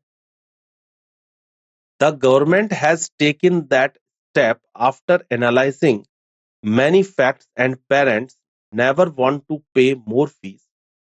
So neither assumption first nor second is.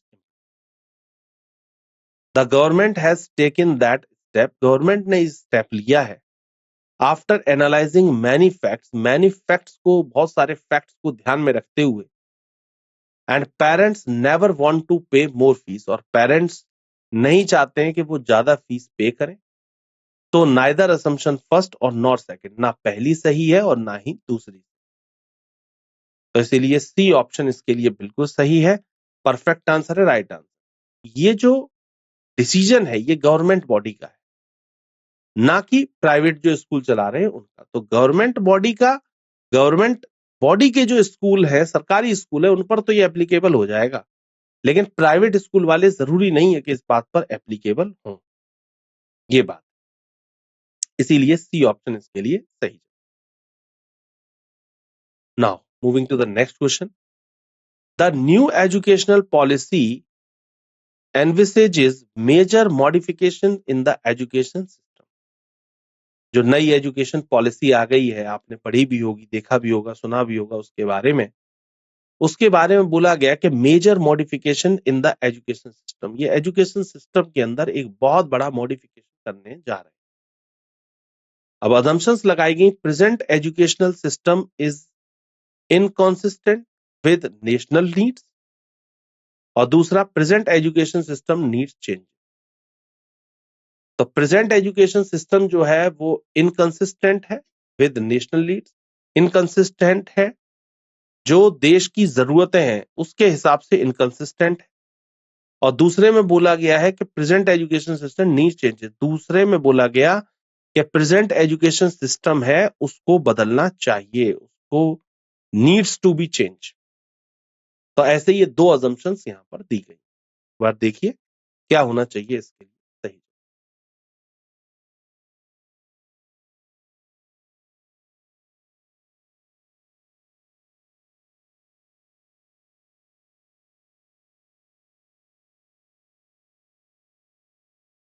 तो सबसे पहले ये आपके सामने आया क्वेश्चन, इसमें डी ऑप्शन बिल्कुल सही जवाब है। If both assumption first and second are implicit, दोनों ही अजम्पशंस अपनी अपनी जगह पर बिल्कुल ठीक है।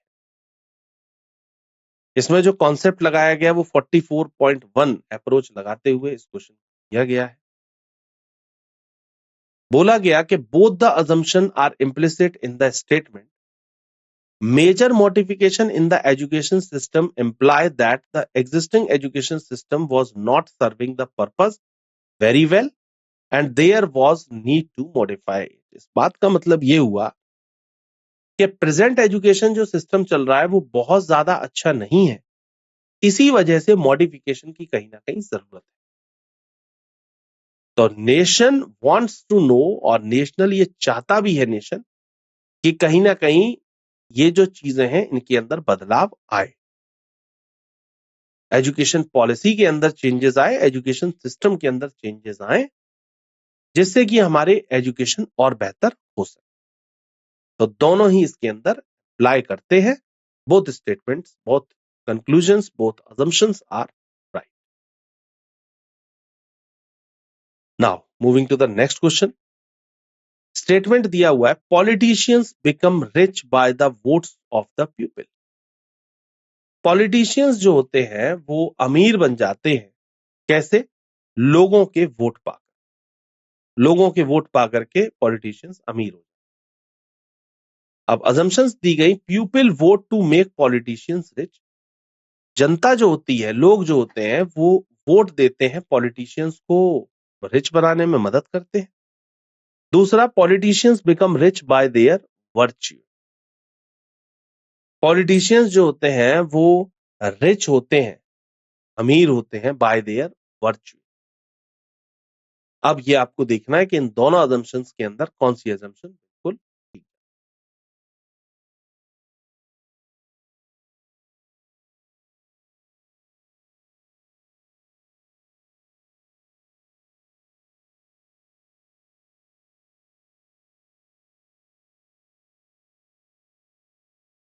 इसमें ये अजम्पशन दी गई थी। इसमें C option, neither assumption first nor second implicit, मतलब ना पहली सही है और ना ही दूसरी सही है। इसमें जो कॉन्सेप्ट लगाया गया वो 44.1 अप्रोच लगा करके इस क्वेश्चन किया गया है। Statement implies that politicians win election by the votes of the people. Therefore, neither of the assumption is implicit in the statement.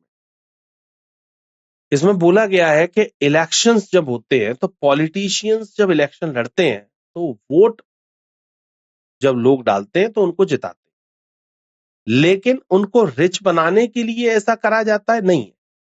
वो भाई वोट आप क्यों डालते हैं पर्टिकुलर किसी कैंडिडेट को? वो इसलिए डालते हैं ताकि वो आपका, आपके समाज का, आपकी जगह जहां पर आप रह रहे हैं वहां का विकास कर सके। इन सब चीजों का, देश का विकास हो, स्टेट का विकास हो, शहर का विकास हो, तभी तो आप उसको वोट डालते हैं कि ये हमारी बात ऊपर तक पहुंचाएगा, ये हमारी परेशानियों का समाधान करेगा, इसीलिए आप किसी भी कैंडिडेट को चुनते हैं। लेकिन इसका मतलब ये तो नहीं है कि आप उसको अमीर बनाने के लिए उसको चुन रहे हैं, नहीं। वो अमीर बनता है अपने करप्शन से।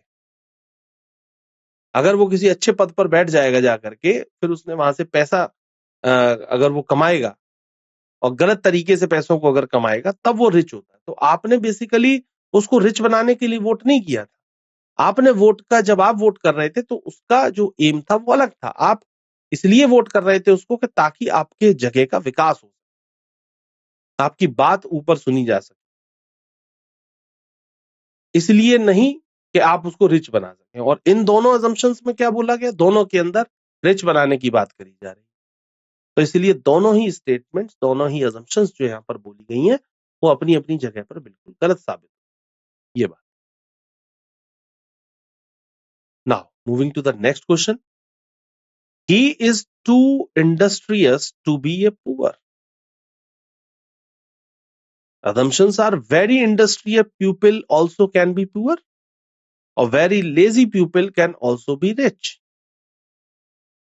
बोला गया है, एक स्टेटमेंट दिया गया इसके अंदर कि जितने भी वेरी इंडस्ट्रियस पीपल, जो बहुत ज्यादा इंडस्ट्रियस पीपल होते हैं, ही इज टू इंडस्ट्रियस, कोई भी पर्सन है, कोई एक्स वाई जेड पर्सन है, उसके लिए बात भूली गई।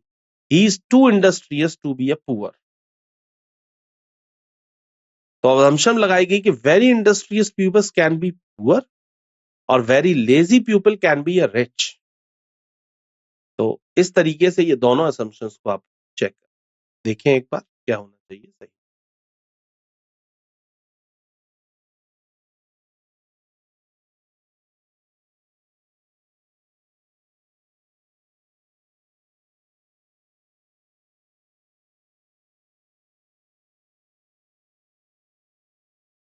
तो सबसे पहले ये आपके सामने अजम्पशन दी गई, इसमें neither first nor second are implicit आएगा, ना पहला सही है ना दूसरा सही है।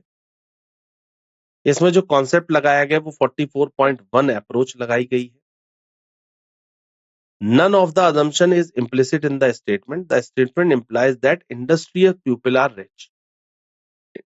Industrious people जो होते हैं वो रिच होते हैं, ऐसा इसके अंदर बोला गया। तो इसीलिए दोनों ही assumptions अपनी अपनी जगह पर बिल्कुल गलत साबित हो जाते। Now, moving to the next question. If people are intelligent, they should be creative. अगर व्यक्ति इंटेलिजेंट है तो उसे क्रिएटिव भी होना चाहिए, ऐसा स्टेटमेंट बोला। अजम्पशन लगाई गई creativity and intelligence are related. Creativity और इंटेलिजेंस जो है वो एक दूसरे से संबंधित है। और दूसरा, creative people are intelligent. Creative people जो होते हैं वो इंटेलिजेंट होते हैं। ये दो अजम्पशंस आपको दी, एक बार देखिए दोनों अजम्पशंस में कौन सी सही है और कौन सी गलत है। दोनों सही है या दोनों गलत है। इंटेलिजेंट और क्रिएटिविटी की यहां पर बात कही।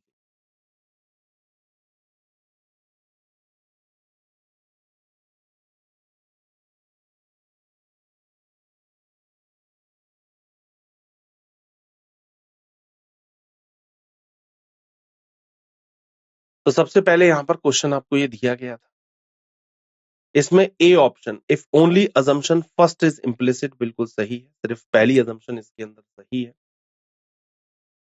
इसमें 44.1 अप्रोच कॉन्सेप्ट लगाते हुए इस क्वेश्चन का आंसर किया गया है। Only assumption first is valid, सिर्फ पहली सही है। It is clear that creativity and intelligence are related. assumption second is not an assumption at all, it is mere restatement of the given statement. देखिए जो statement बोला गया उसी का रीस्टेटमेंट बना दिया गया। जैसे स्टेटमेंट पढ़े, if people are intelligent they should be creative, और फिर यहां पर सेकंड में बोला गया क्रिएटिव पीपल आर इंटेलिजेंट, तो इसी को ही यहां पर क्या कर दिया गया है, सेकंड में फिर दोबारा से सेम चीज को इसी को रिक्रिएट कर दिया गया।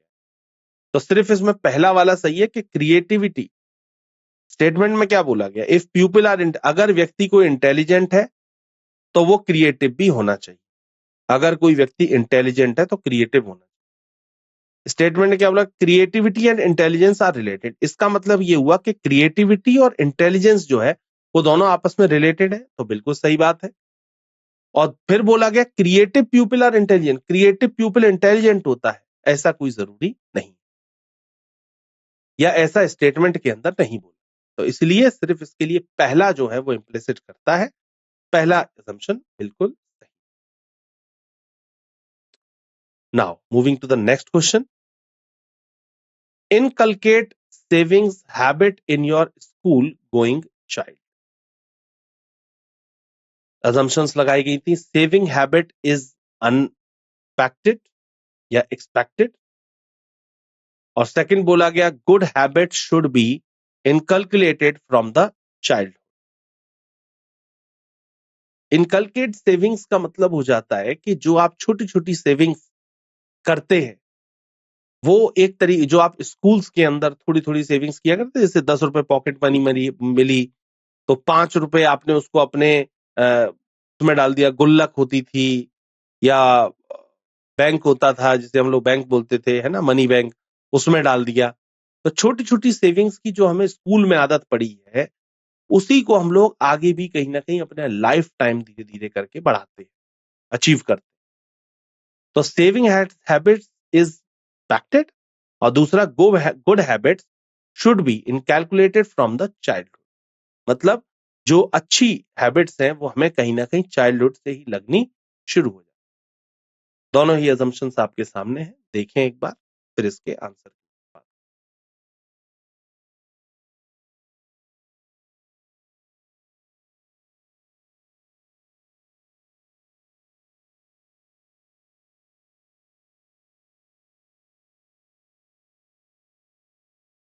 तो ये क्वेश्चन आप सभी के सामने दिया हुआ था। इसमें D option, if both assumption first and second are, अगर दोनों ही assumption इसके अंदर सही हैं तब इसमें डी ऑप्शन को आपको टिक करना। तो इसमें जो कॉन्सेप्ट लगाया गया वो 44.1 अप्रोच लगाते हुए इस क्वेश्चन को किया गया है। Clearly both the assumption are implicit in the statement. बात समझिए, इनकलकेट सेविंग, जो छोटी छोटी सेविंग्स होती हैं वो हमारी हैबिट बन जाती है, और ये स्कूल से हमें हैबिट लगी है, और स्कूल से हैबिट लगने के बाद ये चाइल्डहुड से हमें जब लगी, और इसका फायदा हमें आगे तक मिलता है। तो पहला अजम्पशन लगाएगी, saving habit is expected. Saving habit जो होती है वो अच्छी होती है, एक्सपेक्टेड होती है, बिल्कुल सही है। दूसरा, good habit should be inculcated from the childhood. अच्छी आदतें जो होती हैं वो हमें चाइल्डहुड से ही लग जाती हैं। छोटी छोटी आदतें होती हैं जो हमें चाइल्डहुड से ही लग गई हैं, और वो कहीं ना कहीं गुड हैबिट्स के तौर पे हमारे निकल के आती हैं, और वो लाइफ टाइम आगे के हमेशा वो हमें कहीं ना कहीं सपोर्ट करती हैं। तो इसीलिए इसका D option, both assumptions are right वाला ऑप्शन, ठीक है, परफेक्ट आंसर है, राइट। ठीक है, मुलाकात होती है हमारी आपसे आगे के सेशंस में, तब तक के लिए थैंक यू।